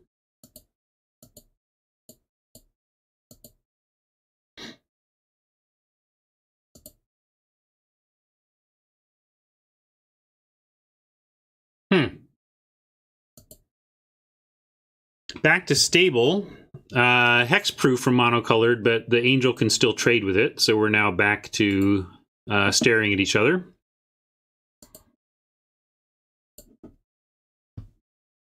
It's got monocolored, so we can't even target it. We could...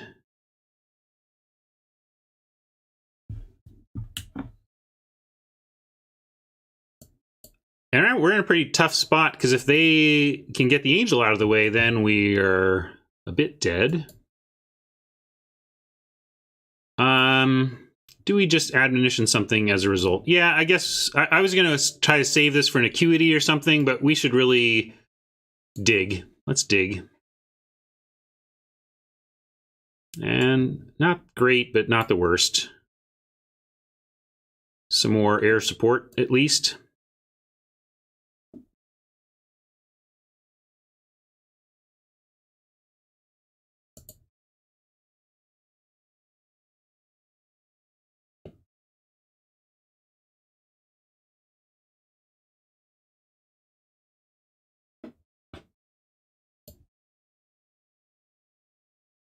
All right, we're going to try and trade with the angel. We needed a top deck to have something to impact this. Could be a Slimebind. Slimebind is probably the most likely thing. Is there pump we should be adding blockers in consideration for? I guess we might as well, because again, it only has 5 power and it's going to take out the angel, so let's put everything on it.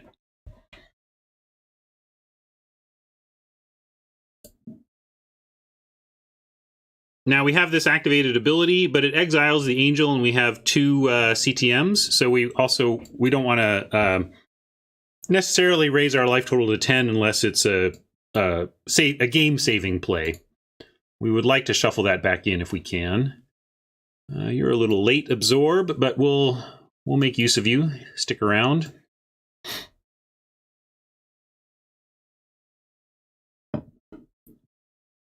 Man, if you just want to get minutes of magic, I think we can let that resolve, because even though it gives them attack with everything, we can at least eat the Orator and still stay alive. I want to save this Absorb for something better than a Pegasus. And also we have this Angel backup plan of putting ourselves at 10. But here we go. Let's start the engine, shall we? And that's good. All right. Assuming control a bit here.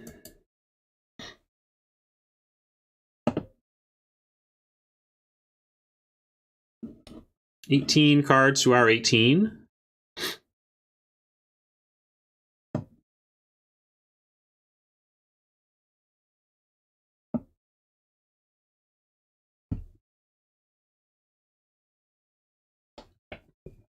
Empty cup sipping. Do we care about that? It's pretty big. Courier still blocks it. Slimebind shrinks it. It does make an extra thing, although the extra thing can be eaten. I'll absorb it. It's close. I don't think it's that big a deal, but we're also not at a super healthy life total. Oh, we're heading in the right direction, though. East wanted me to let that go. Yeah, you may be right, East. I was a little antsy on that one. I just didn't want him to go too wide, but maybe that just didn't do enough to bother with our Slimebind in hand to help. All right. Great.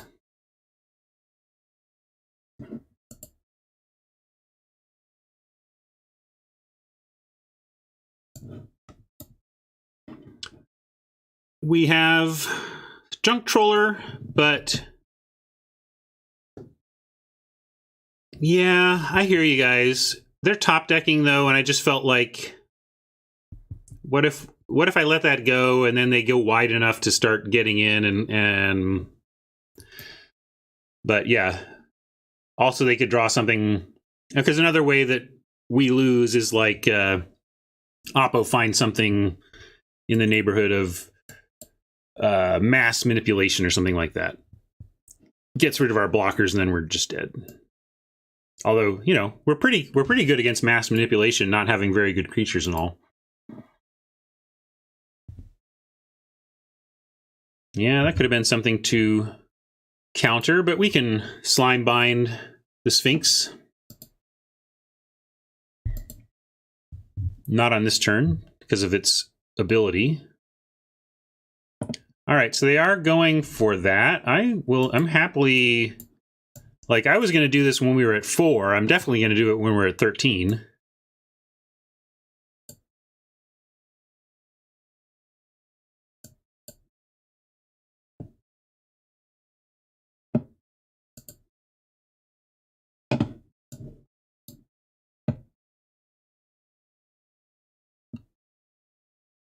We can junk troller and still do everything we want. So yeah, we'll do that.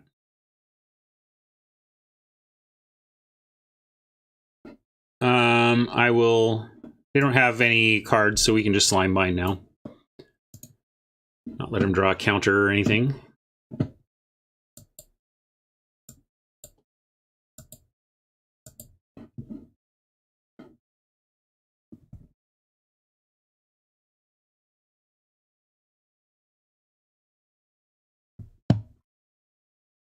Lock it.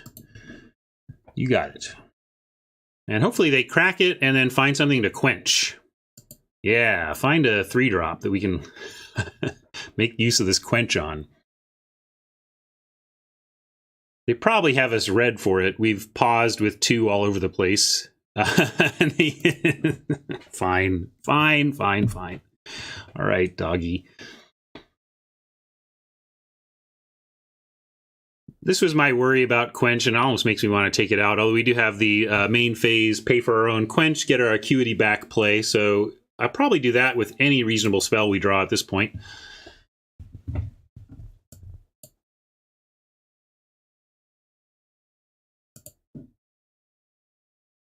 That is not a spell. So we will not execute that plan.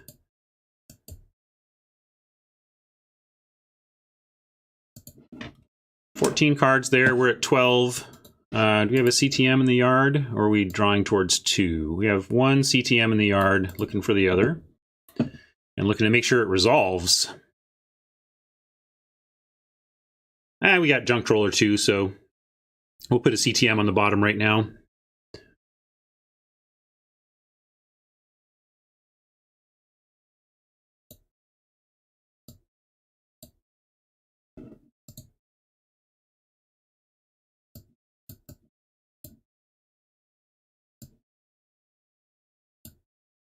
Where'd it go? Do we have one?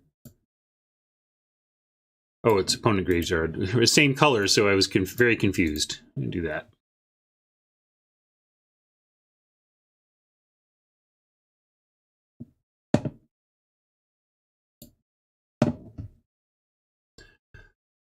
Okay, let's go. Full control. Play this. This. So. Like so. Submit. And then.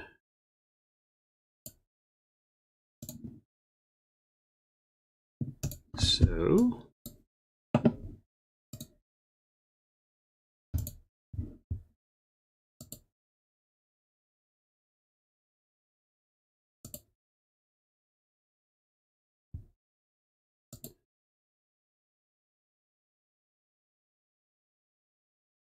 Can I pay 2?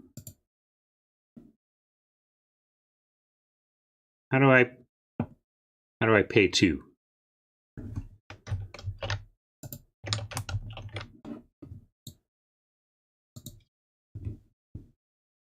This better work. It doesn't matter too much, actually, if it doesn't, but obviously I'm trying to pay. Okay, good. Sometimes full control gives you so much control that you get worried.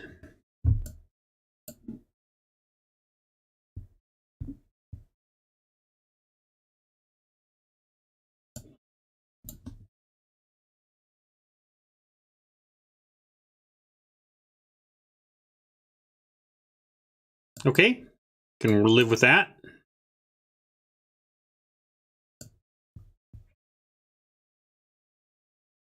Oops, no attacks.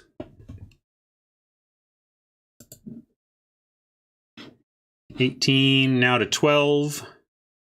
We've got life gain, we've got removal. I think they need something very big for us to not be able to stay stable.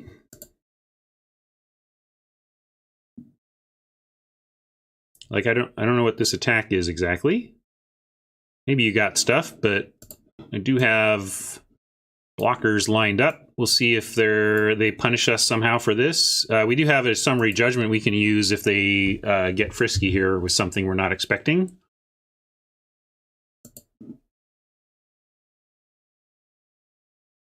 Wait till our turn on the judgment though so we can acuity. Yeah, we'll put the clear the mind back.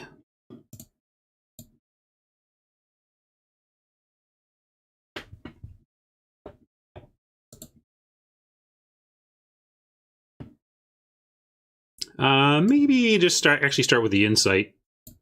Get some life, get a lot of cards.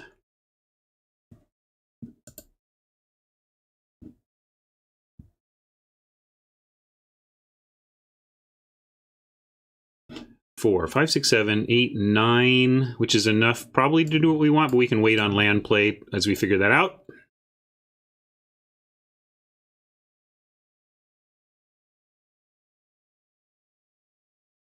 Nice. So if we want 1, 2 for the judgment, 1, 2, 3 for the replay, and then the essence capture, we do want an untapped land. So let's do that. Let's go judgment. Do we even need to judge? They're stable. Maybe maybe we don't even need to do that.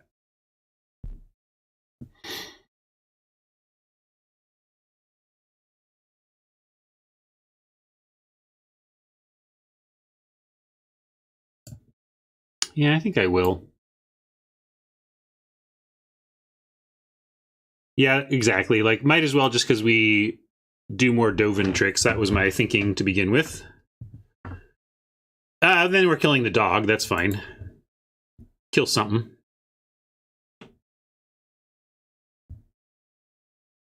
Really, it was about bringing back acuity while still having the essence capture ready, and that's what we get here. Oh, yeah, you get to resolve that.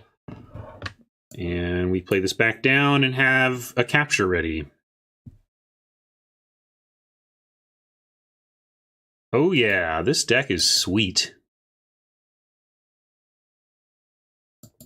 This is I've never come close to anything this good in the CtM style.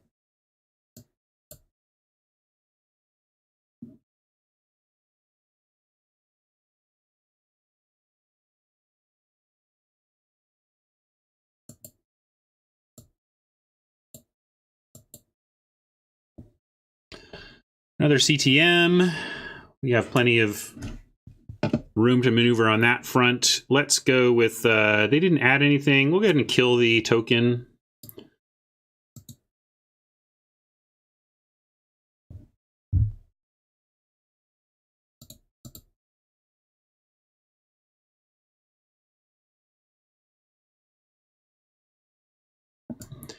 It's funny how the format came out and we're like, is this information campaign? Like, nah. And now it just actually kind of does feel that way. It's like the new build around for the annoyingly grindy deck to play against.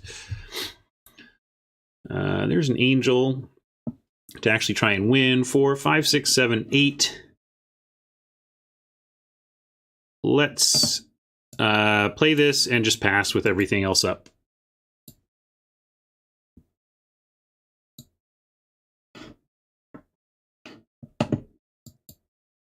if desperate, we can even like insight to try and find the hard counter if they do something absurd. That doesn't really qualify and doesn't mill us out, and we don't care what they mill. So you go ahead and get yourself a wall.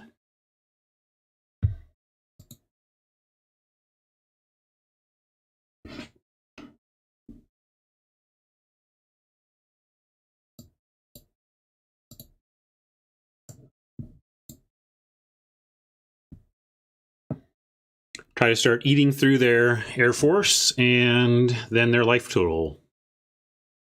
Tongue is still a little, those of you who've been watching all week know I like bit my tongue on Monday or Tuesday and almost back to normal in there, but not quite, you know, it's just like, ugh. All right. I don't think even bothering with Junk Troller matters much at this point. I'll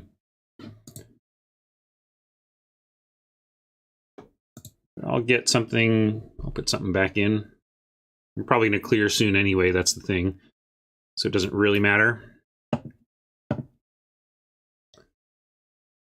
Despite being white-blue, nothing for us to expose at this time. I'm going to bounce the Pegasus. Make them block with the Sphinx here, if they don't want to take damage.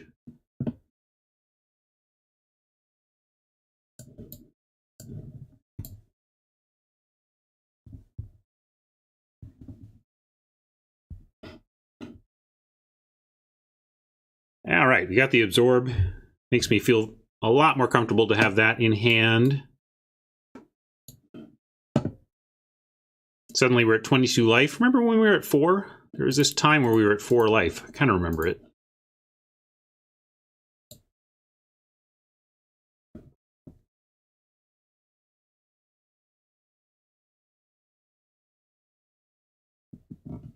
Five, 6, 7, 8, 9, 10. 9, 8, 7. We have 7 to play with. We'll probably do this, but I want 6, 5. So we have 5 to play with. So I'll do we'll do an insight.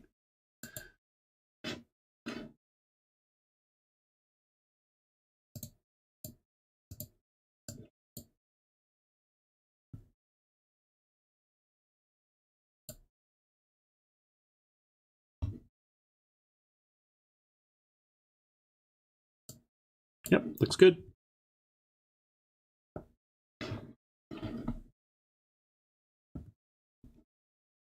If they have the 2 mil thing, that could hurt, but looks like they do not. Well, I could have essence captured it, I suppose. Maybe I should have. It's not actually a creature that impacts our ability to win the game from here, so I let it go. It does impact our ability to win the game in the same number of turns. But I'm being extra conservative with what we counter. And with all of this, we could go ahead and pry, but then we'd kill ourselves. So, hey, let's not do that. Let's not.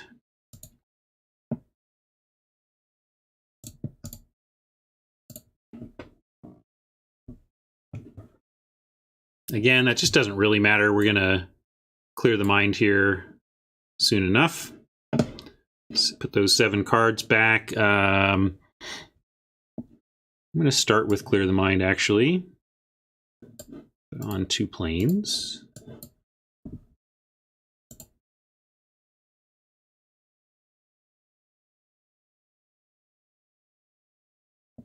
And we can do the trick again. So we will. Oops. Can't do it with all white.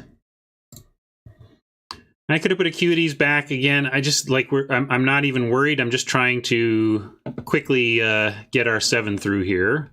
And if we can just find, I wonder if we go look for something. Yeah, I should play more tightly though. We can try and win this turn if I am more sensible about how I'm looking for the right cards to do that. 1, 2, 3, 4, 5, 6, 7. I just don't want to tap down below Absorb or anything. And so we can do another acuity though.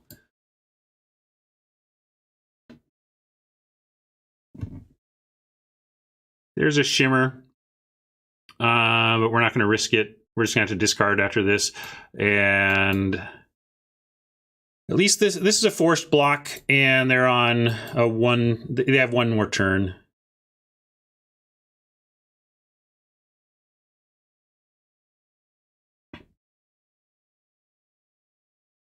Really?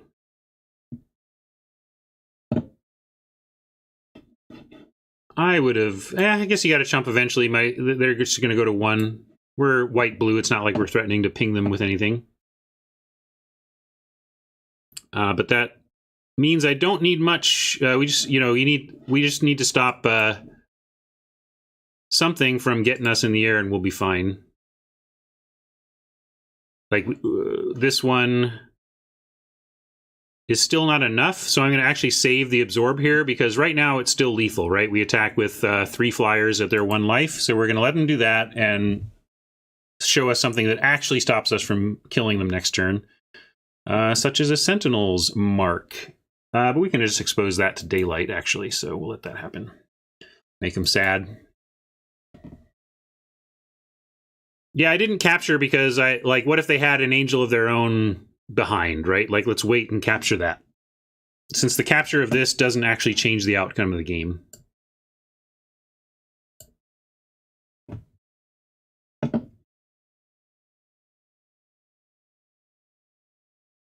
Oh, it still gets lifelink. Yeah, I guess I should have countered it then. Well, if we only give it 2, do we still win? Let's see. They get 3. Yeah, I should have absorbed it because I was thinking that we take the mark off and it wouldn't get lifelink anymore, but that's a good point. It gives the creature lifelink, so getting rid of the aura doesn't actually stop that. Huh. They weren't going to mess around anyway. All right. Yeah, like I said, it was not enough for them to win. It was enough for them to get absorbed the following turn, basically.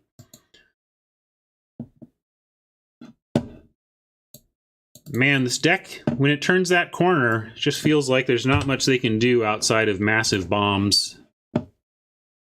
I think I should change my... we're doing a co-streaming thing, so like I played a game there, and here we'll go back to see what's going on. Board, the exception of those flyers, and that ended up being the weak point there for Leia Shane. So he wasn't quite able to get the job done, but Shahar Shanhar, maybe he really is a short field specialist here, because once again, starts things off the right way, 1-0 for Shahar. Can you imagine? 2-time world champion and then come win the first Mythic Invitational? You think he just retires at that point? He's like, we had a good run, but I got nothing to prove. Go Yeah. collect your checks. Collect your checks. Yeah, but you know what I think would actually happen is... No problem, Hrum. More focused on... I keep looking and it's all... yeah, maybe I'll go take a little refresher break, and you watch Marshall and David here for a little bit, and I'll come back down and we'll play some more, okay? Be right back. 2-time world champion. Yeah. Come on.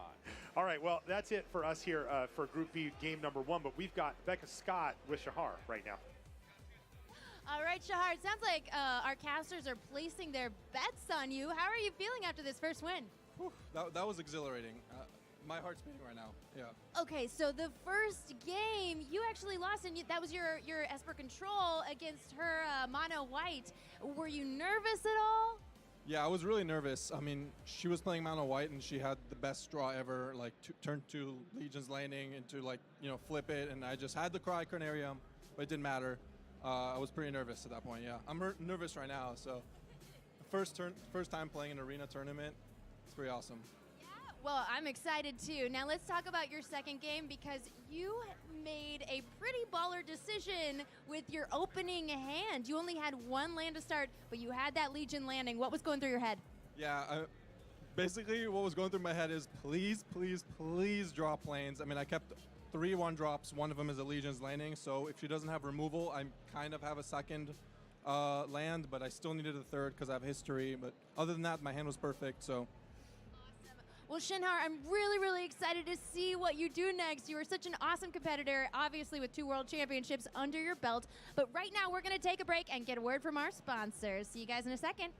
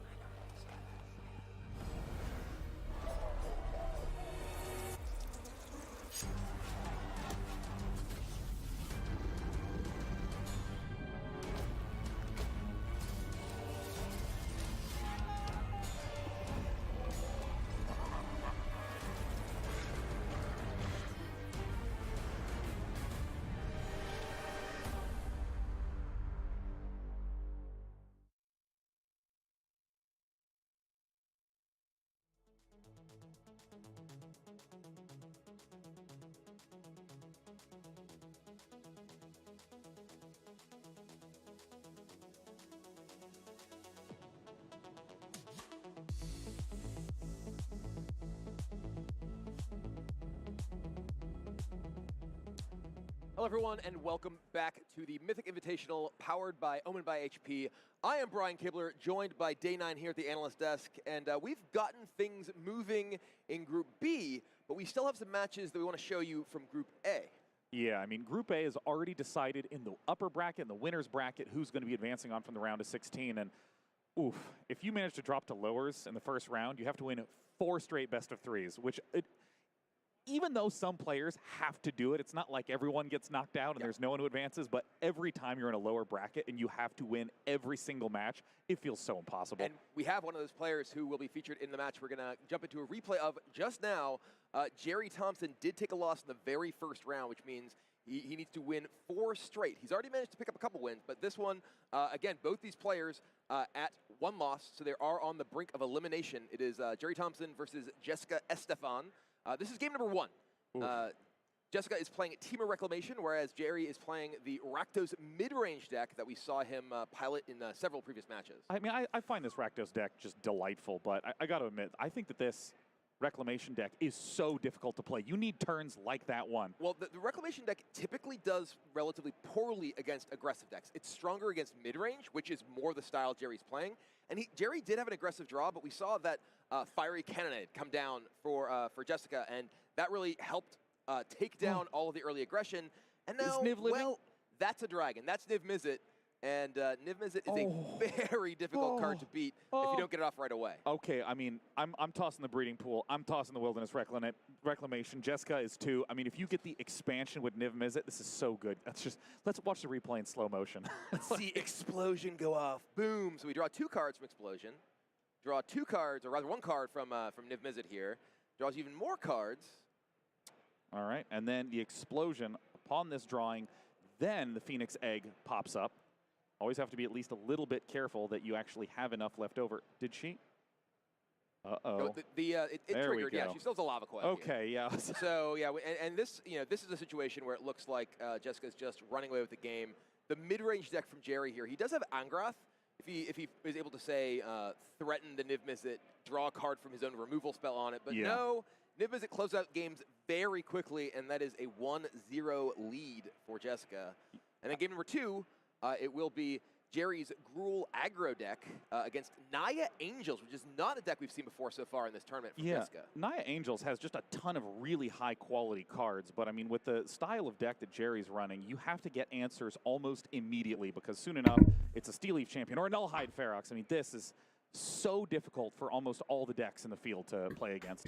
It is, though. Resplendent Angel is a card that can really easily take over the board if you're ever able to activate the ability and gain enough life to trigger its effect to generate another Angel. But it looks like it's just going to double trade here.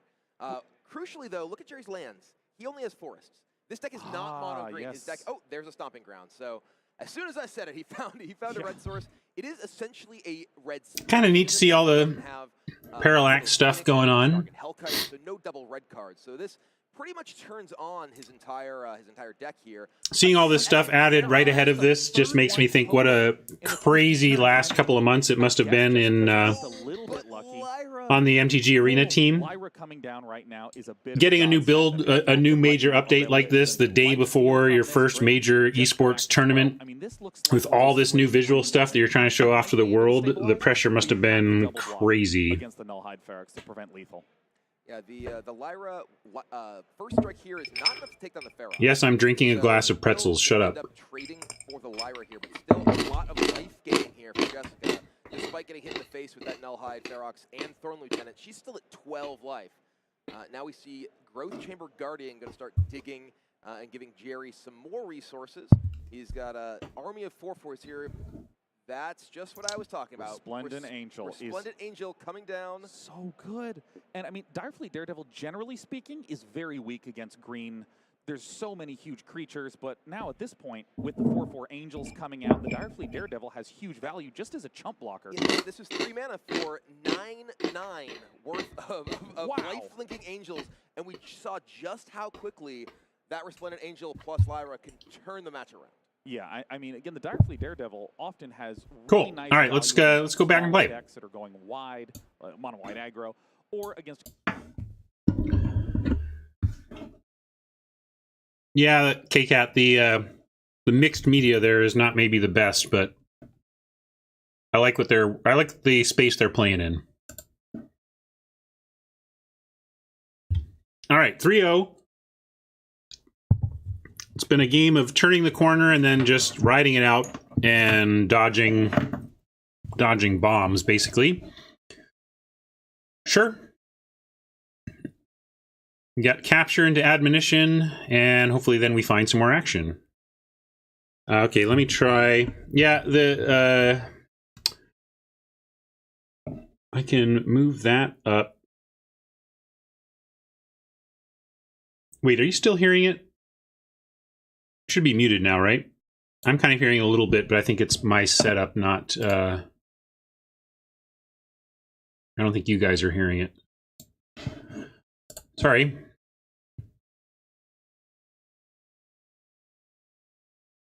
Well, we will recalibrate that next time we go back into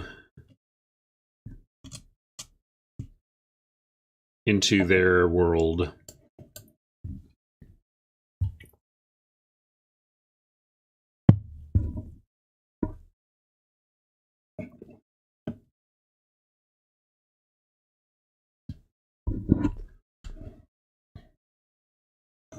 What'd we lose? All right, that's a lot of good stuff, and looks like we're in for a grind here, folks.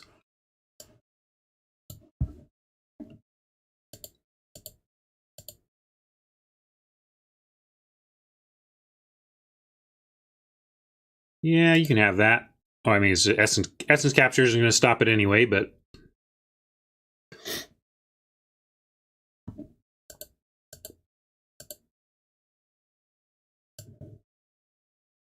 sure. Yeah, this is rather worrying. This is games that, oh, I just did it. Ow, oh, that hurt. I was laughing and then chomped my tongue sore. Oh, ow. Excuse me while I writhe. I was going to joke that this is why I play limited, is so that I don't have matches like this.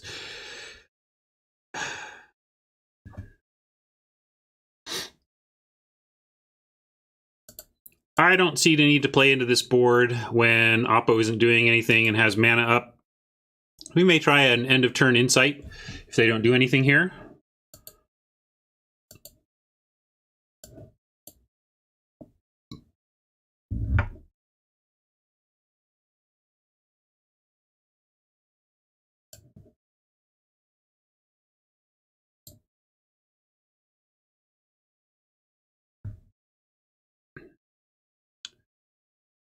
Nothing here matters much. Matters much. That's not saying it right. I don't have an obvious discard here, but none of them. We don't have. I just want to keep essence capture up, so I am going to go ahead and acuity. We're going to draw something and have to discard it, but maybe they'll counter it and we won't have to.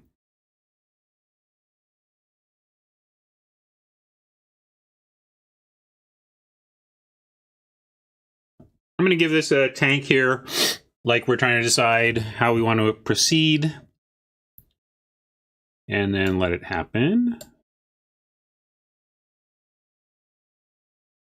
We got to watch for our other clear the mind now. We don't want to get milled. We don't want that to get milled out. So let's be careful of that.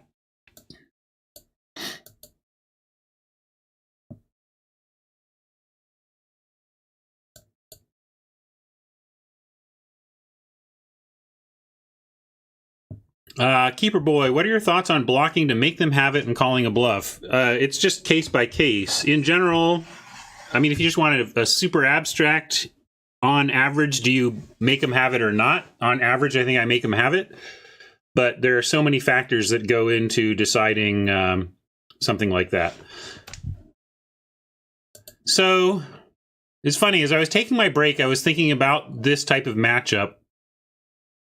You know, you could do a stunt, like Marshall and I could do some streaming stunt where we square off against each other with 2 clear the mind, no win condition decks, and just play until somebody wins, by which I mean play until somebody finally passes out from exhaustion and their timers all run out.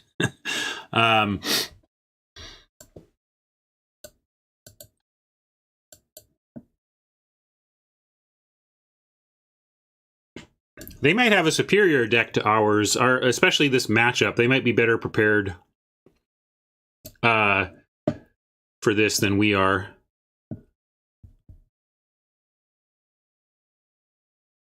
I'm going to do the same thing again. We're going to pass with some counters up. I don't think, you know, this essence capture is going to be pretty useless, but we'll try an insight at the end of their turn.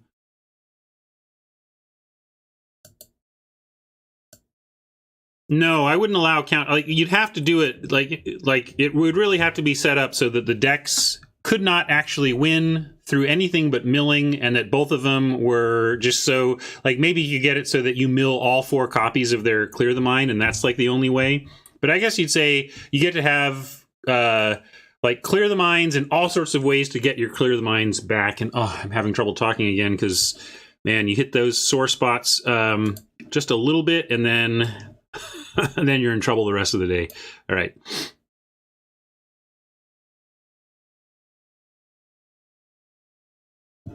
Okay, cool. We got our one hard counter. That seems pretty important in this matchup. What do we want to try and play here? Let's just play a Junk Troller. See if they want to try and counter that. Or maybe we don't. It is one of our... Yeah, I'm going to play it. I think they may counter it, because if they don't think we have another Clear the Mind, they may think that countering this saves the game. If they go to try and kill it, we can either let it happen, we can counter it, we can admonition to save it. I have a lot of options if they try and get our Troller. Do we care about that? We could bounce it ourselves and deny them a card. But that seems a bit silly. We'll just let that... They can... Yeah, that's fine.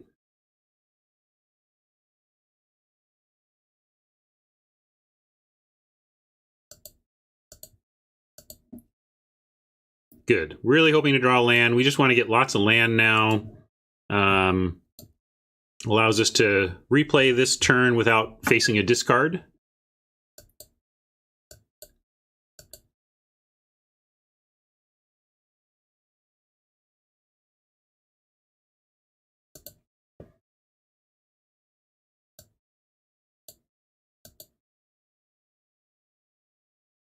Four, 5, 6, 7, 8. We can chill with counters. They probably have plenty of removal for creatures. We could just play out the Chillbringer and make them have something for that. We could try an Acuity. I think this just gets countered, but maybe it doesn't even matter. We're pretty stocked on cards. And I think I'm going to try the Acuity, because I don't think it's as important as Oppo might think it is. And drawing another land was actually sweet. So now we're at 6. We have Slimebind, Admonition, Capture, Absorb. I'm going to hold off on Chillbringer now and just pass with all of this ammunition available.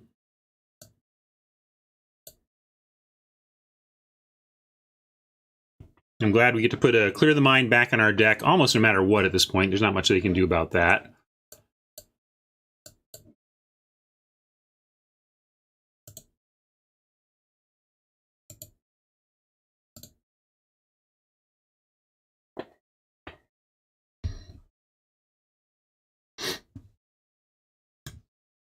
You go for the Prying Eyes and don't care if they counter it kind of deal. And it's a lot of action if they do. If they don't, we're going back and forth. Like, I can do this. All right, let's take a look at Haynes.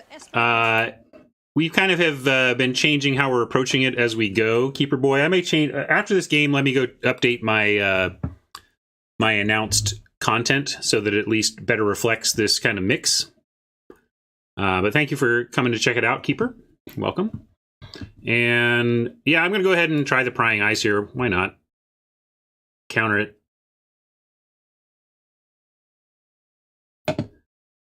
Probably ditch Shimmer. And again, this Essence Capture, probably not doing too much, but I'll get rid of 1 Plains.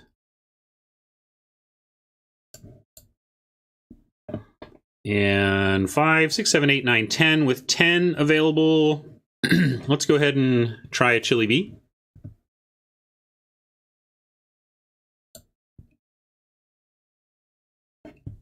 All right, everyone, chill.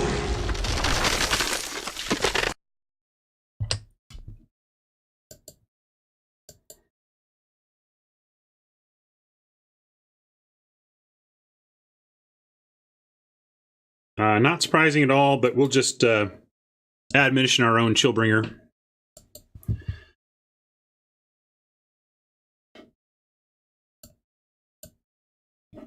$22 over there.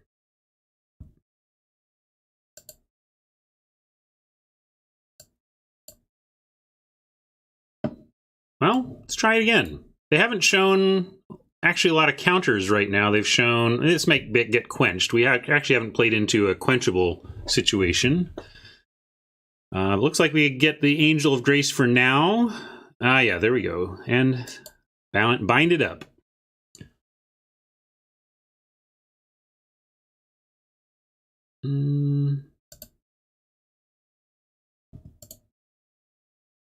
This doesn't really matter again because we're going to CTM before it's over anyway.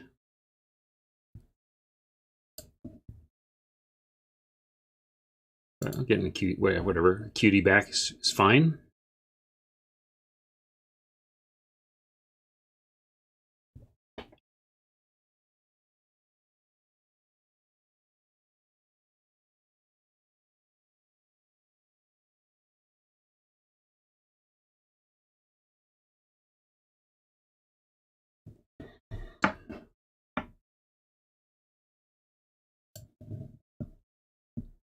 I'm going to admonition our Angel.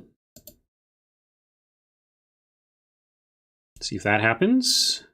Oppo's still with possible counter magic.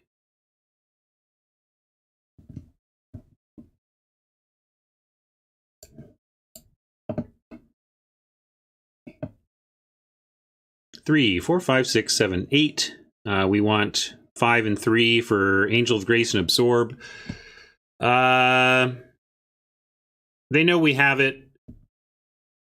It's not going to do much to wait until their upkeep. It just makes us discard. So I'm going to go ahead and play this now with Absorb up. But really hoping to just absorb a CTM, not something that would kill the Angel or whatever.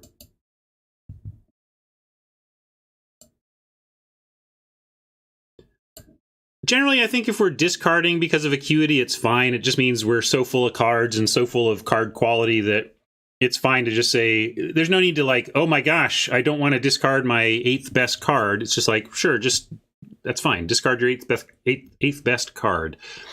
Yeah, so here we go. Like, they're at 20. Does countering this put us on a path towards victory that is important? Or should we just, because we still can attack for 1 even, and we're going to get our stuff back. I'm going to let it happen. I think we have the better engine here, and we just don't want them to reset their library. That's what we're trying to avoid. They might have the double CtM, in which case it becomes very hard to disrupt that, but that's what we're trying to do.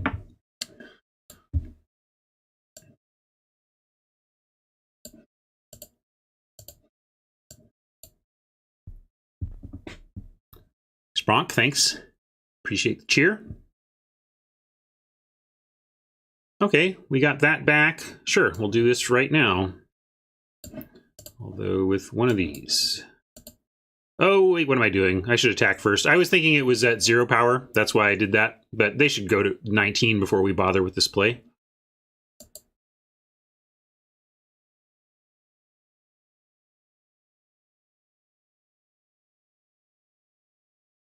So 1, 2, 3, 4, 5, 6, and we can cast one thing here and still have absorb. Let's do the Senate Courier as the most expensive thing. I don't want to bother with the acuity here. And if we still have to discard, we can pitch the Fountain.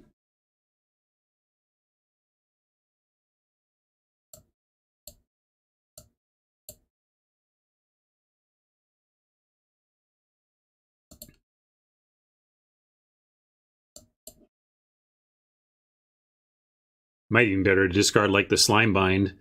Yeah, you get Prying Eyes. It's annoying, but it's not the mission critical counter.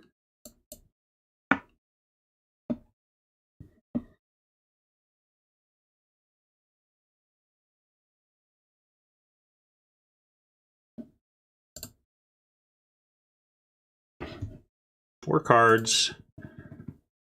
We got to watch getting milled here, but that's what we got the absorb for.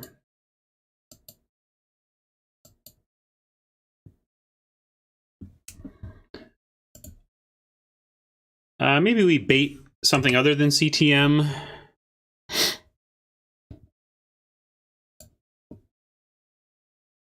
Maybe start with an acuity, see what happens. There's definitely a pause, so they've got options.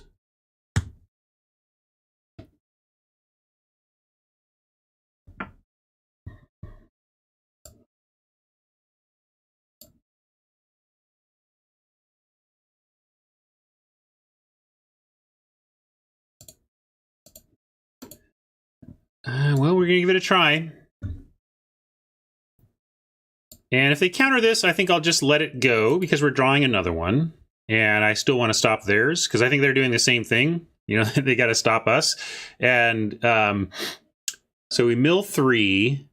And it's, oh, the Junk Troller can't activate anymore. So we actually have to absorb this. Or try. And I think they may have more counters here, and this could end the game right here. But I think we have to try.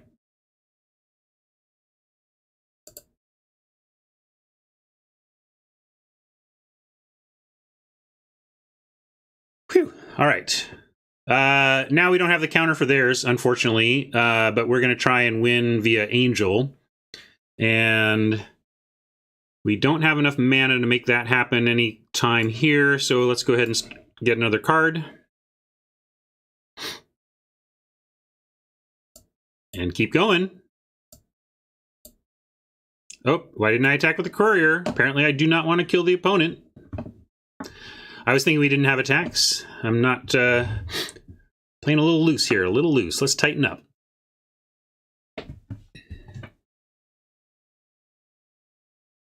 Yeah, so they got theirs in. Yikes. I like their deck better for the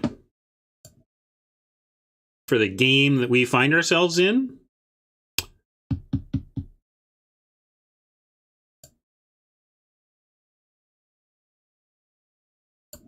But I want to try and find our own counter stuff. Ooh, that's not what I want. I want this. Here we go. I'd like to try to find our counter spell again.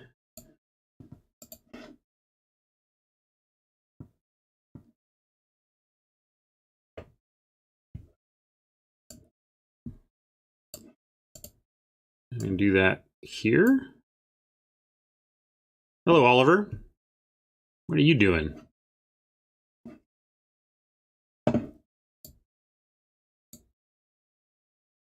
I'll take Admonition so that we can get our Angel freed up if they do something on that front again. 1, 2, 3, 4, 5, 6, 7, 8. They know we've got it. I'm just going to play it.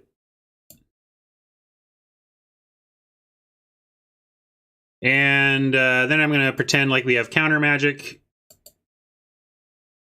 I'm going to remember to attack, because that's what winning players do. They reduce their opponent's life total from 20 to 0 as soon as they reasonably can. That's why you come here for the big tips. Big tips. And then we have Admonition, if we need to save our angel. And we discard the quench that is unlikely to do much here. Although we're both spending so much mana, the quench might have found a way to get by. We're going to let that happen. We got our admonition. It's just going to be a game of trying to get the angel freed up enough to actually attack.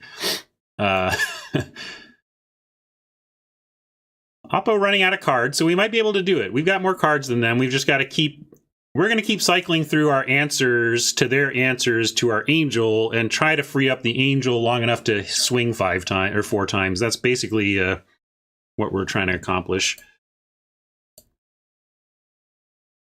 And we're trying to avoid our CTMs getting countered any further.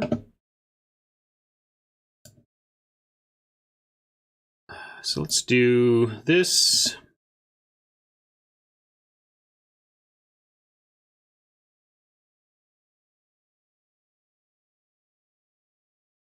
Let's just do this. Even better. Don't have to do a bunch of recasting. And we do want that one, right? Yeah.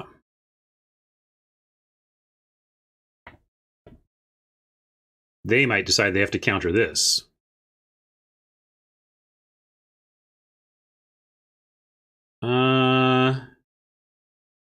Sure. Thank you, 1DK. Appreciate the host. Interesting. And now if we had kept the quench, we'd actually be able to use it. Maybe.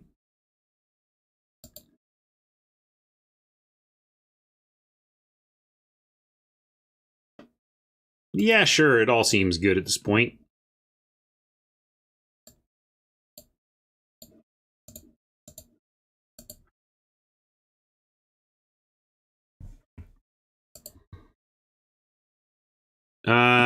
Don't even need to acuity here. I'm going to admonition our Chillbringer.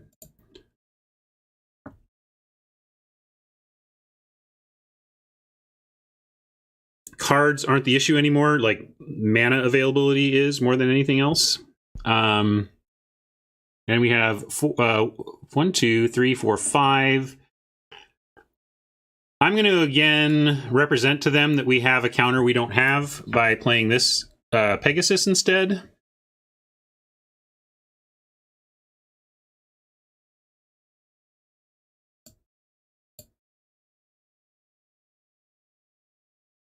And we don't need to draw 4 and discard 2. We just need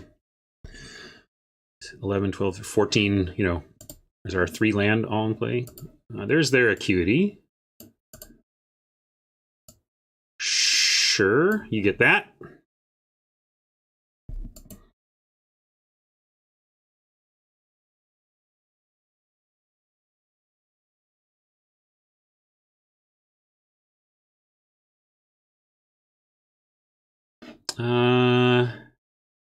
Yeah, you get that.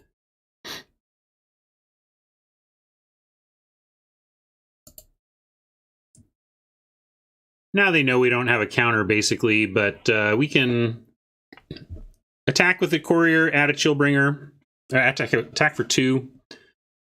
All is not lost. Is there anything worth doing before we untap? No, there is not. More land is good.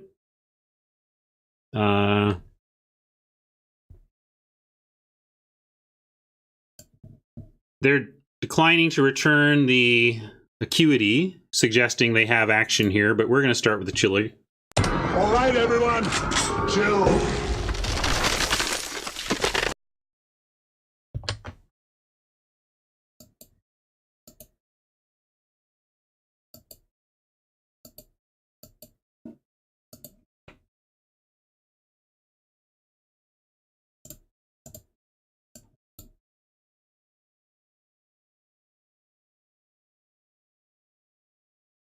Seven.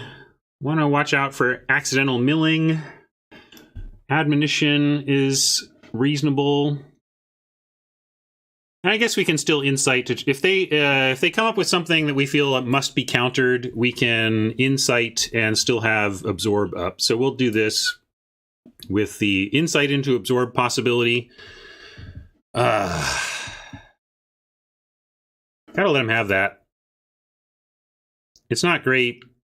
They'll probably find the resources to deal with this, but then again, we will find the resources to deal with the resources, and this is just this grindy. Can we pluck away with these small flyers that they don't have the time or resources to spend on, while they use their important resources on our big flyers over and over again?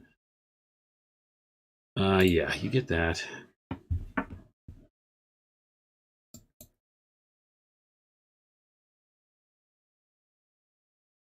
Another thing we could do is try to get our junk troller back to be sure we don't get locked out of library recirculation tools. Okay.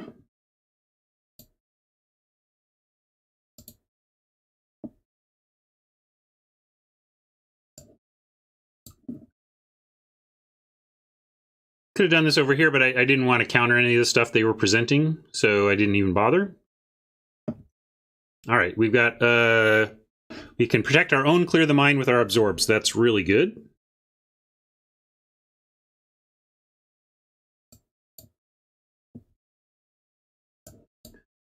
We're one land away from having all of my lands in play, which I kind of want to do. I think that's kind of achievement unlocked. I don't know if I've played all 17 lands from a limited deck before.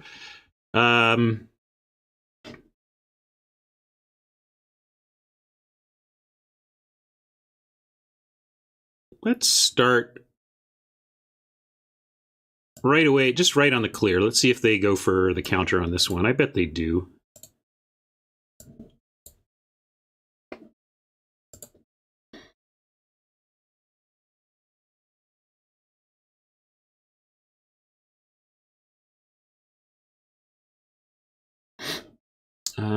And with that, again, we need to protect it with the absorb and hope. This is where if they have a second counter, we are in trouble.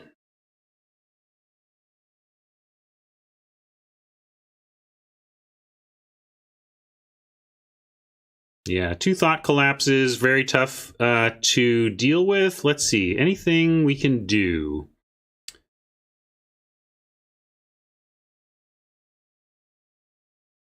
And, you know, you heard me earlier on saying what this deck needed was more hard counters, and here you go. This is kind of why, because when we get into the mirrors, the deck with the better suite of hard counters is going to win. I guess we admonition.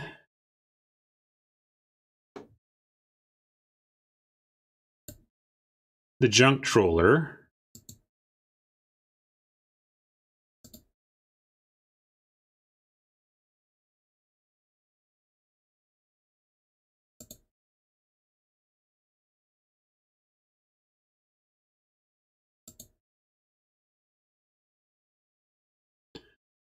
And now we have to hope that our junk troller survives. We have 1, 2, 3, 4, 5, 6, 7. And no counters that are going to make that a difference. So we'll go 7, 6, 5, 4, and then we have one more to go back up to 5, which allows for the junk troller.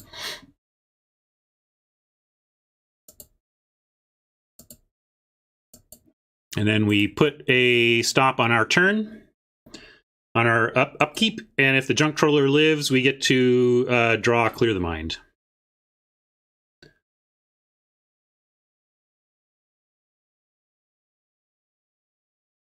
Now they're targeting junk troller. Too bad. Yeah.